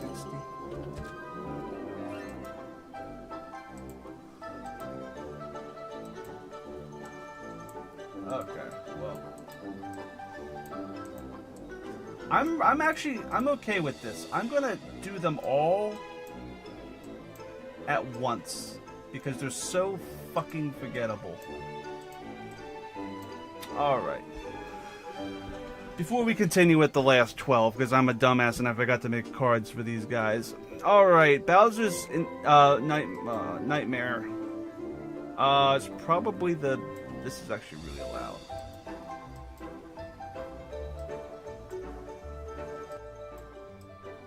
There we go. Bowser's Nightmare, you can get stuck in the circle of doom. So, that's at least something interesting. It's still D. Toy Dream. Oh, never mind. Toy Dream is actually a really good one, and it's always fun. Yeah, I don't mind putting Toy Dream in A. Toy Dream is small and compact, but any madness we've done has been so fucking fun. It's ridiculous. Sweet Dream has this crazy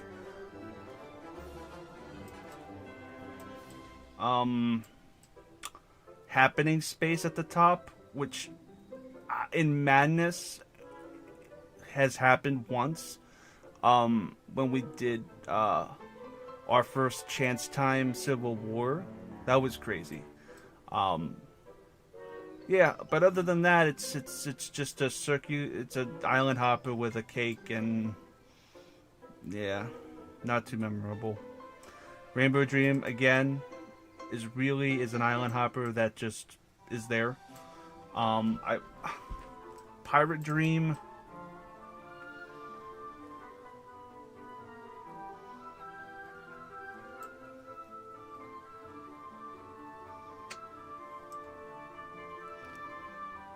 It's big and it's empty and boring. Undersea Dream. Only 2 item spots. Big and boring. And Future Dream is fucking garbage with the fucking taxi. I don't have any regrets with any of these, except for the fact that I want to resize these cards really bad. 180 by 100.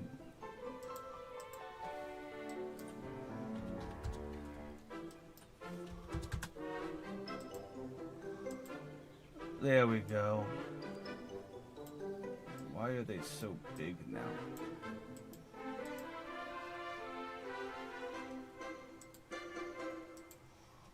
How about 120 by 100?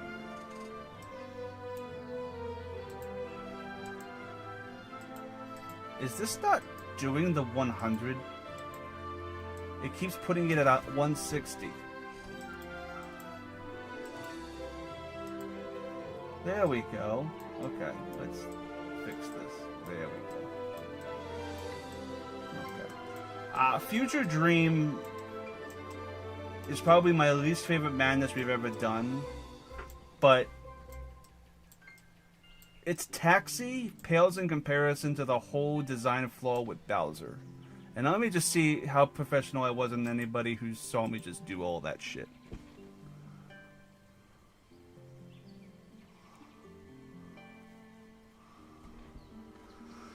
Yeah, Towering Treetop.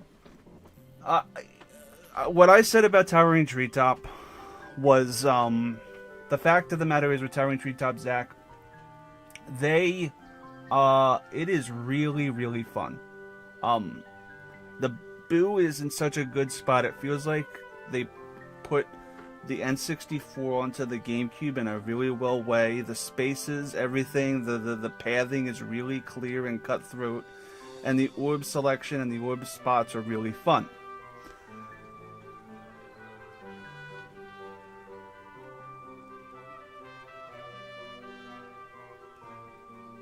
Okay. I'm not reading that username if this is a bot. Anyway, back on track. Yeah, so... And also, Zach, I made a Christmas version of Towering Treetop we're gonna do in December. So, it's snowy. Yep. Yeah, I love it. I can't wait till we do your birthday party in style. And on top of that, the software I'm using is playingcards.io. I'll send it to you. It really makes the tier list stuff look cool, and I can like customize the cards and all of that, and it looks cool. So.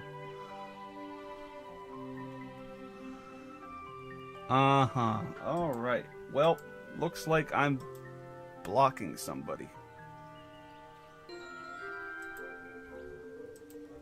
Okay, there we go. Now I can see everybody's chats. Dario, you said something too. Give me 1 second. Sorry, guys. Give me 1 second.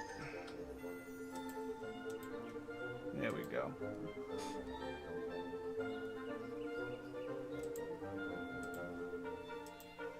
There we are. Alright. Let's get... Oh, and it flipped everything over. Because I had to reset. There you go. But yeah, this is playingcards.io, Zach. Give me 1 second.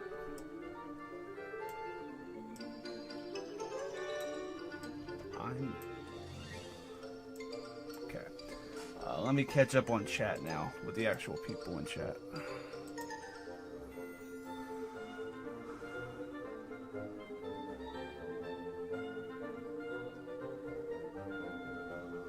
Yeah, next time, Zach, I'll add you as a mod and all of that. Yeah, I need that stuff. Yeah, it's appearing on the stream though. Okay, Chad. I hit it. And I noticed. Yeah, Clockwork has not shown up yet. It's gonna be hopefully soon, because it's spoilers. It's you're gonna be happy.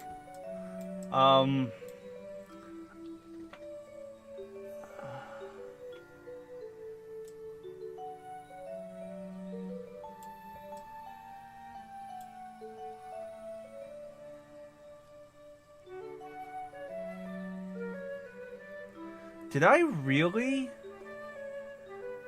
Do I not really have a B tier anymore? I just realized I don't have a B tier anymore. Is something missing here?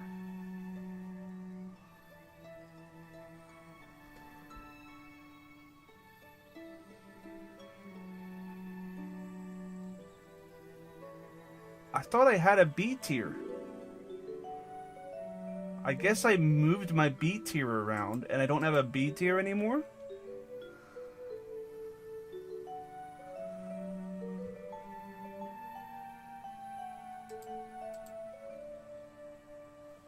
If that's the case, I think Magma Mountain and Toy Dreamer are B then. Because as much as I like these and they're enjoyable, I don't think that they're A. If I don't have a B, because no way I'm putting Creepy Cavern or this in B. Or that at all. Yeah, okay. Let's go. Next. Oh. It looks like it did put a couple of my B tiers in here. Oh, this is my B tier. Oh, well, that's not. Okay. That has not been brought up yet. Okay, because yeah, Eternal Star, Spaceland from Superstars and Rainbow Castle were done, and then we're in my B tier. Okay. Back to normal. Okay, so Pirate Land.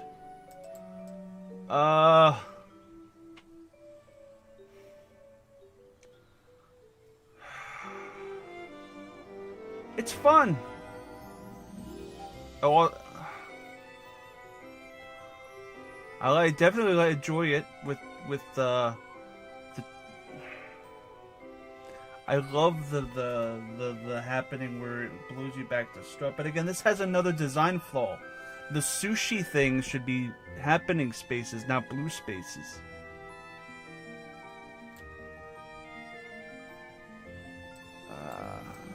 I think I can't put it in the B. I wouldn't go back to it willingly. If I have especially, yeah, it's okay. It's decent. I think right there is a good spot for it. Again, I'm gonna reorganize all of this after I do them all. So, oh, no. This is Pagoda Peak at home. And this is Pagoda Peak at home, but it's like Pagoda Peak at home, but off Craigslist. It is terrible.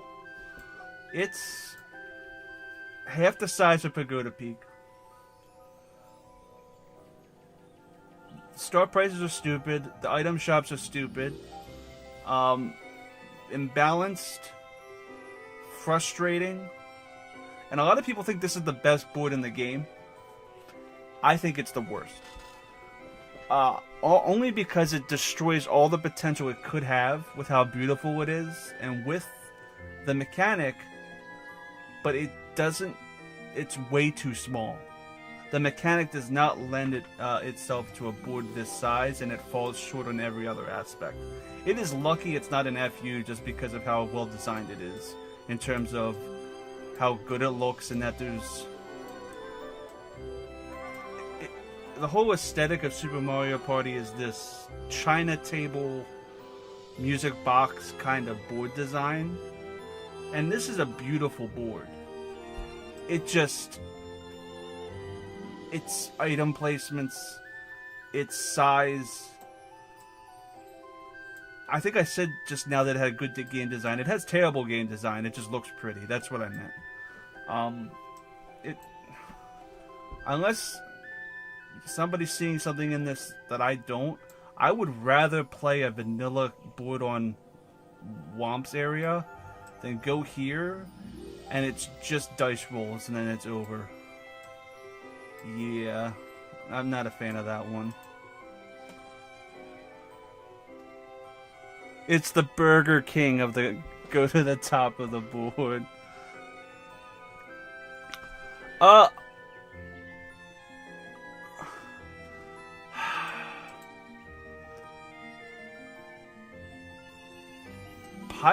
I think Mysteryland is actually better than Pirate Land, actually. Because I gave my thing with Mysteryland here, Zach, is that with Mysteryland, you're playing your own game from start to finish. You're not really interacting with anybody else too much because of how the game is designed, and I like that aspect. It feels like a single player experience, which will lend itself fantastically to 8-player. Because whenever we eventually do Mysteryland 8-player, I'm separating everybody into 4 calls. And everybody is playing their own game with their partner. Because I like that aspect of Mysteryland. You never know what's going to happen, but everything that happens affects you and you alone. And I like that. Pirate Land is essentially a better, more condensed version of Westerland in this sense. Western Land is huge and sprawling, but it can also be very small and repetitive if you keep getting hootenannied. Pirate Land at least lets you explore the board. Yeah, and Powder Keg here I think is the best board in Super Mario Party.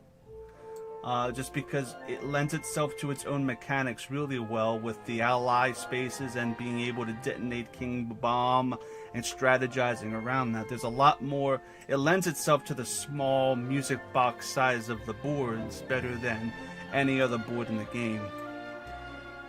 Where Western Land, it says the opposite effect of King Bob-omb's place, where it's too large. And even when you get far on the board, you can always get called back by a hootenanny or hit by a train, and you're basically missing a good chunk of the board anyway because of so many other players' factors in check. But with Mystery Land, you can play your own game from start to finish, explore yourself, and never have to interact with a soul unless it's a mini game. So, Mystery Land, I think is an underrated gem. And Western Land is an overrated clusterfuck. I'm probably going to get a lot of hate for that.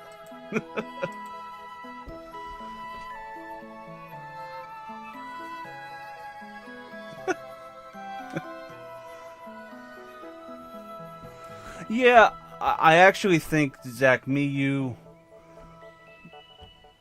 and 2 other people should do Super Mario Party at some point.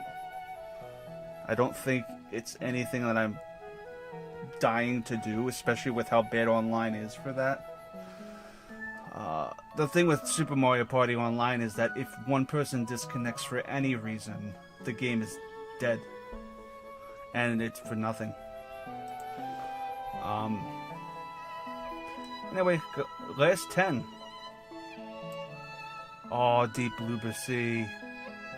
Oh, if there ever was a board that's more fun and relaxing to play, is Deep Bloober Sea. This one's really, really fun. Top of A+ here. I'll give my thoughts on Bloober. This board has a lot of strategy, and to say that is an understatement. There's a possible infinite where you can basically infinitely go to Boo on a happening space if you get lucky. And playing that to your advantage, and also allowing other players to do that and letting and reversing players back, and it's just a great game of chess. Bloober Sea allows for a great chess game. Bloober Sea will also be the next Mario Party 3 board me, Zach, Draco, and Pepper do as a 4-player. But Deep Bloober is phenomenally underappreciated. And both Games of Madnesses that we've done were really fun. Okay. Koopa's Tycoon Town. Now, Koopa's Tycoon Town is a fucking blast. And it has one major sticking flaw. And I think it lends itself to its detriment. You can't tell how much money are in the hotels on the map like you can on Windmillville. Which is crazy that Windmillville did something that this did incorrect. Did something better than it. But other than that, this beats Windmillville 40-1. Do I think it's as good as Hideaway or as greatly advantageous as Treetop? No. I think Shy Guys, Perplex Express, and Treetop Temple are the game's best boards in terms of just the whole strategy aspect of the game. King Boo's Haunted Hideaway is really fun for the chaotic nature, and Koopa's Tycoon Town is really fun to keep track of your coins. All of the... Actually, I think Tycoon Town's better than Gnarly Party.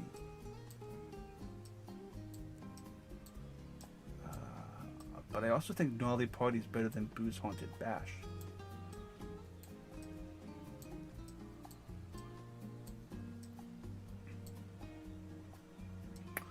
But then King Boo's Haunted Hideaway, like me and Zach have experienced, can get a little out of hand.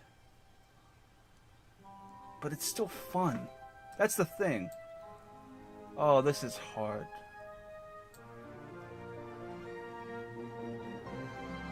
I think that's my order for now. When I'm done these next 8, I'm gonna reorder everything. But that looks okay.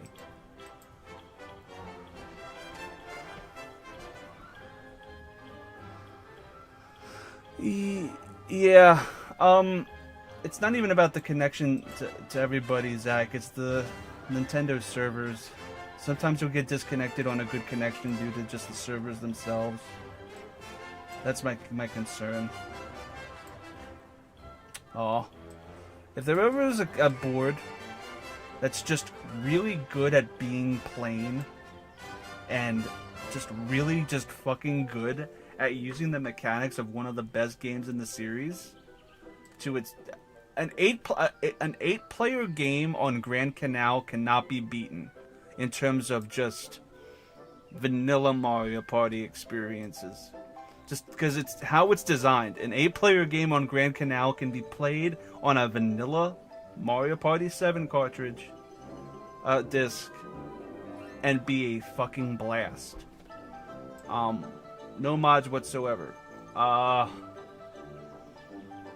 It just does the vanilla really good.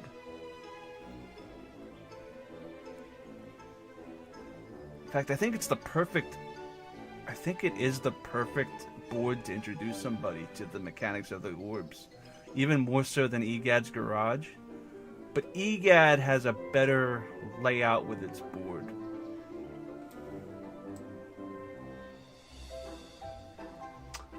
Oh, man. Actually, I'm going to put Grand Canal here. And Neon Heights, for what it's worth.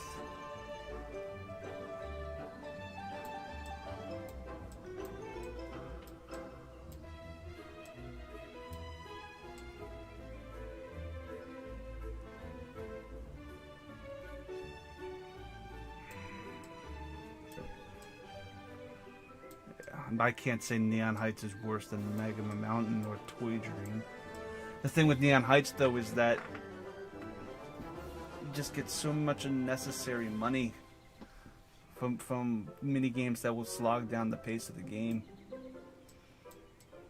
But Grand Canal is just a really good, just really good at being vanilla. Alright, what's next? Goomba's Greedy Gala. Oh, God. Never a dull moment on Goomba. Again, this is my argument with Mario Party 4. Yes, the board designs are all grids, but the strategy behind the board is what matters. And the strategy with this game, with this board, is incredible. Oh, it does island hopping so fucking good. Is it A+? Yeah, I definitely like it better than Horrorland.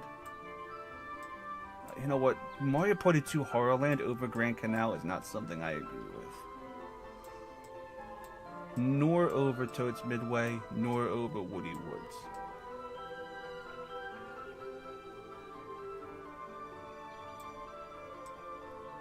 But Woody Woods is better than Toad's Midway. Especially the original with the reverse mushroom. The newer one is great too, but I think no. Again, these are all peak, but Magma Mountain, I'm bringing you down here. Actually, I think Magma Mountain is a little too high. And Eternal Star is... Eternal Star is just fun stupidity. But it looks like ass. It looks like a fucking... something that was made on MS Paint.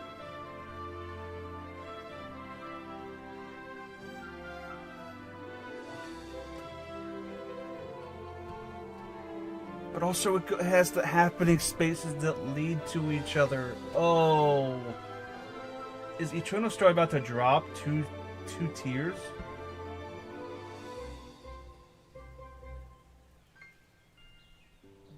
I think Magma Mountain is better than... But I actually think Mystery Land is better. Mystery Land's going in B, I think. Mystery Land, I think I talked myself into putting that a little higher. I think it's underappreciated, and there's a lot of potential with it.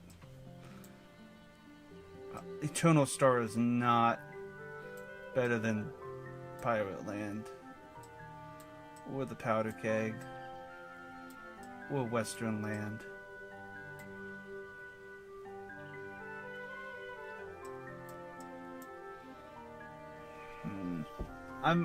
This is a wow. This is gonna be crazy.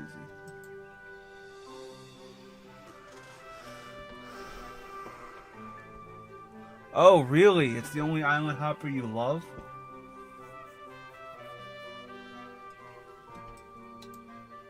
Yeah.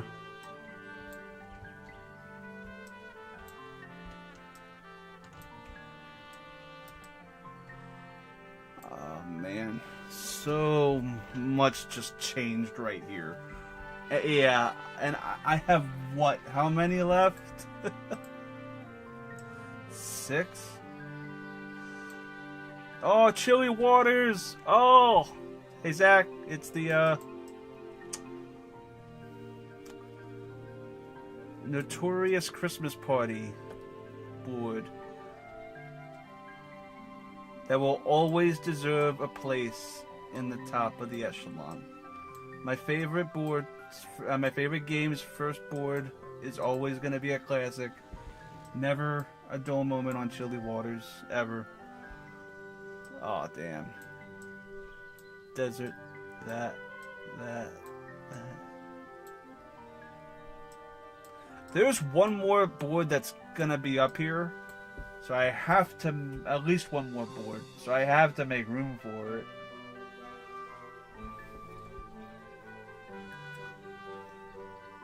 You know what? Enchanted Inferno is amazing.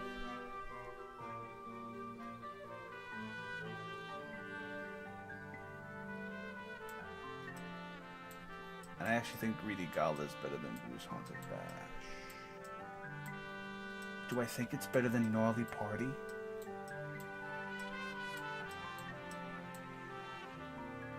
Okay, I'll come back to that. This whole top row is about to get fucking bombed. Oh, man.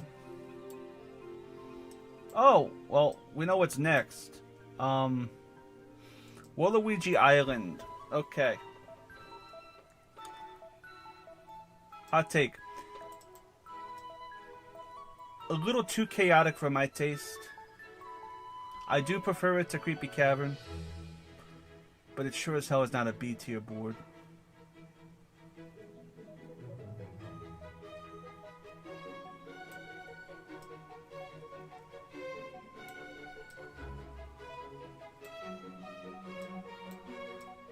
It's like a low A. So we're going to be doing a 50-turn drunk Mario Party on it in November with Johnny. Or October with Johnny. So it's a fan favorite and it is fucking crazy. But everything it does, Goomba's Greedy Gala does a lot better. You know what? I feel confident putting it in high B. For right now, at least. This final shake-up's gonna be crazy. And we still haven't gotten my last top tier board yet. Oh, this one's a piece of shit. Okay. Fun fact. Zach and me are playing this as a fixed version in 2 weeks with Slim Kirby and Odin. And we'll see if it fixed this fucking board.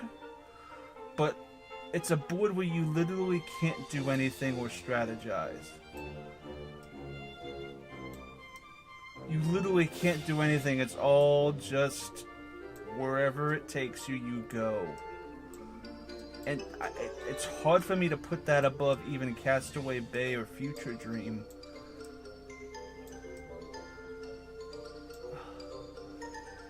And it only beats out Windmillville because of the inherent problems Windmillville has with its game design. Warriors Battle Canyon is just a chaotic clusterfuck. And it knows what it is and embraces it. Windmillville basically wants to be something, but its mechanics choose otherwise. Yeah. And that's the only warrior board we've ever gotten. Here the big boy is. Big Ben. Now, is it an FU? No. No. No. No. No. Higher. Higher. Yes. And actually, fun fact.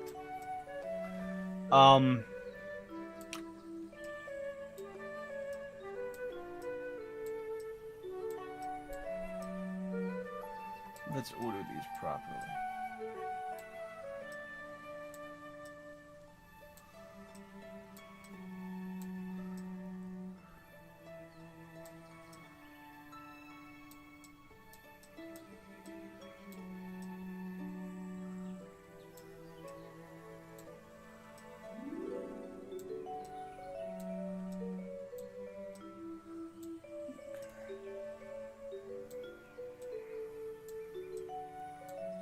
Of these S.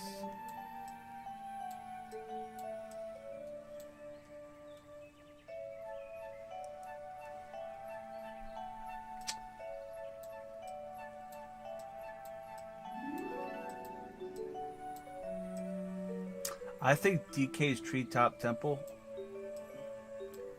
I made this argument that it legitimately gives you so many good strategy opportunities with where the stars are placed. Hands you the candy capsule system with grace. Utilizes its own game mechanics really well. And the board design is phenomenal with the stacking. And the lucky space is pretty hard to get to. But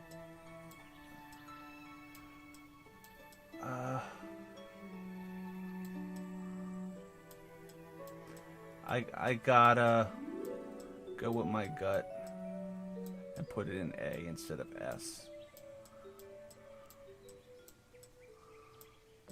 Mainly because there's too many things in S that it makes it less special. I think this is my order up here. But Clockwork is definitely number 2. If not, almost would beat out Spiny. Oh.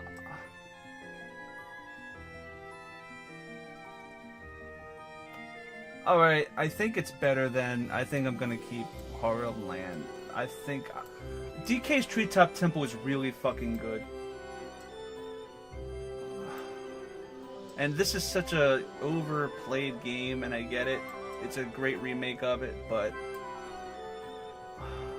Damn. This is really... I'm gonna change that again after my final 2. Oh, Spaceland's easy. Where did I put OG1? Right there? This is OG Spaceland. This is OG Spaceland. This is the Superstar Spaceland. Again, I think Mysteryland is my second favorite board in 2. Spaceland is right there. It's probably what the 99 Turner is gonna be. That or Horrorland. I would rather it be Spaceland. Because I think Horrorland, I don't know how the buoys are gonna be affected by the 99 turn event. If 2 buoys cause me enough trouble with Bowserland, which is probably the final thing here, 5 of them are gonna cause me more trouble. But Spaceland, Oh, God.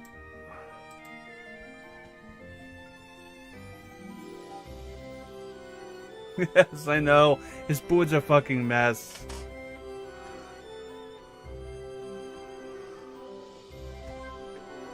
Yeah, to be honest, Zach, DK's board is really, really slept on. Oh, in Mario Party 8, it's especially for the duel night when everybody's going to be playing it during their rotation. You'll see that because in the duel mode, it's basically a full game each time. Whoever gets 2 stars before the other person, the game ends. So you'll see how strategic DK's Treetop Temple can get. The Sniffit Patrol do ruin it. I explained that when I did it earlier, when I put in the Superstars version earlier. The Sniffit Patrol can basically make you go in an endless loop. Yeah.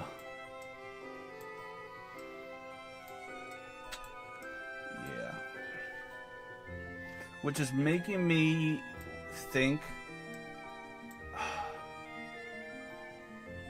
the 99 turner might turn into Pirate Land,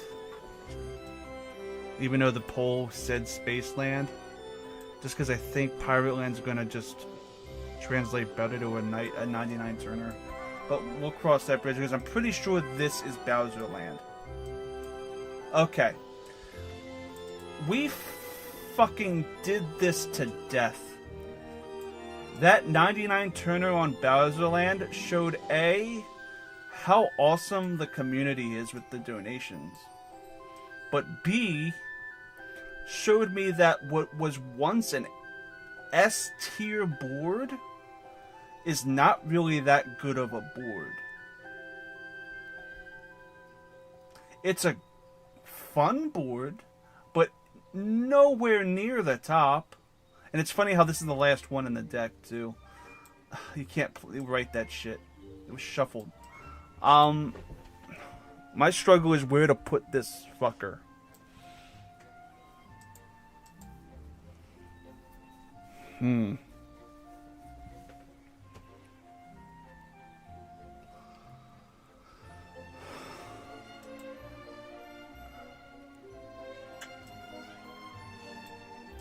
Because while the board is fun, I took out Bowser slots, which in the vanilla version sucks.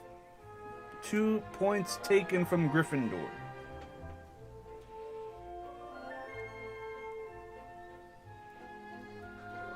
I increased the blue spaces by 6 coins because of how much coins you actually do lose in vanilla Bowser Land. There's no economy. 6 points from Gryffindor. I have to...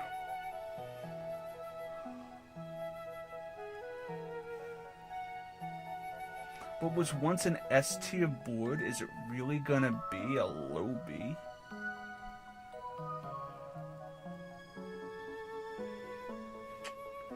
I'm stuck on Bowser Land, actually.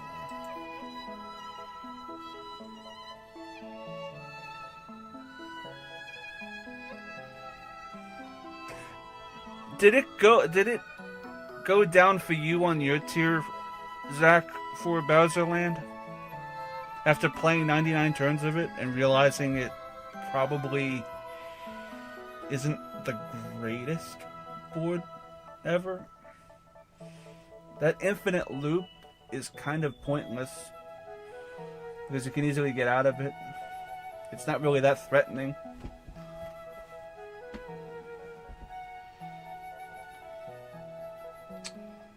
Yeah.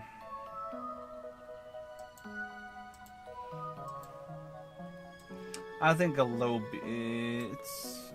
It's better than Bowser's Magma Mountain. 100%. I think I'm confident with that. Yeah, it's still yeah. I mean, it would technically be my second favorite board before Mystery Land in MP2. Well, that's the list. Now it's me figuring out the actual order. Yes, yes, yes, yes.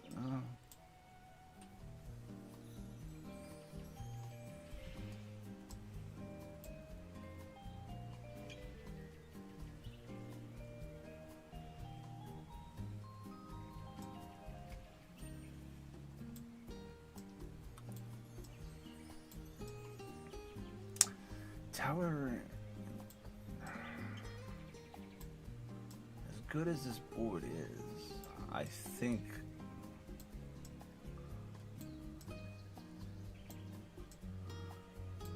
I think it'll go there.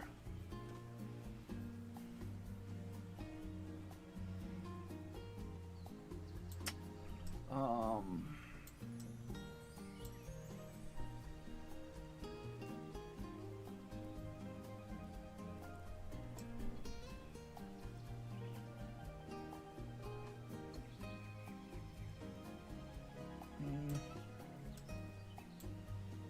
I think the Gala's better than the Party.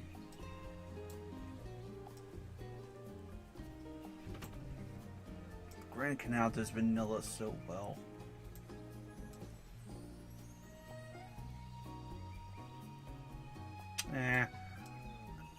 There are no flaws with Horrorland. There's that infinite loop flaw with Midway Madness.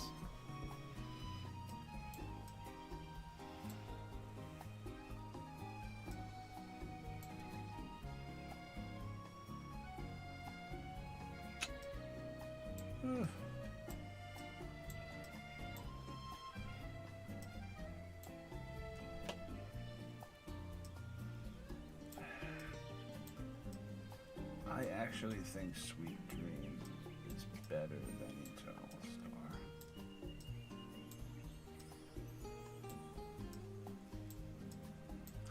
This can get really chaotic, but in a fun way with that happening space at the top.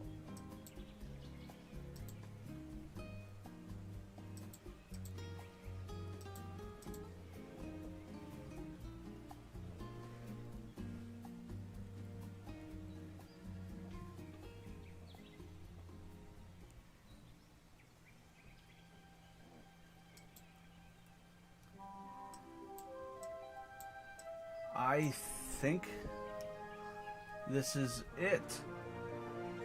And the music times perfectly to it.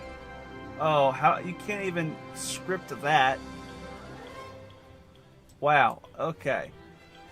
Well, that was perfectly timed. All right. Well, that's my tier list. I'll take a screenshot of that. Oh God, Zach, I'm gonna send you this thing. I was gonna do Wario Land Shake It, more of it, but right now it's getting late and this took a lot longer than I thought. So, I'm probably gonna head to bed. So.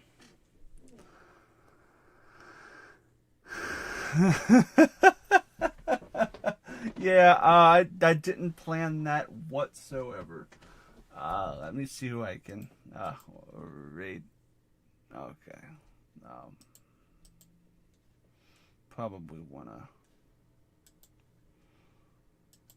make that invisible. There we go. Just so I can bring up my dashboard. All right. Who is playing right now? Oh, Maple's on. Let's give Maple the love. Keep rocking, y'all. I'll be back Monday with Hito's birthday, Boo's Haunted Bash. All right. So, bada bing, bada boom. Give Maple my love. So, keep rocking, y'all.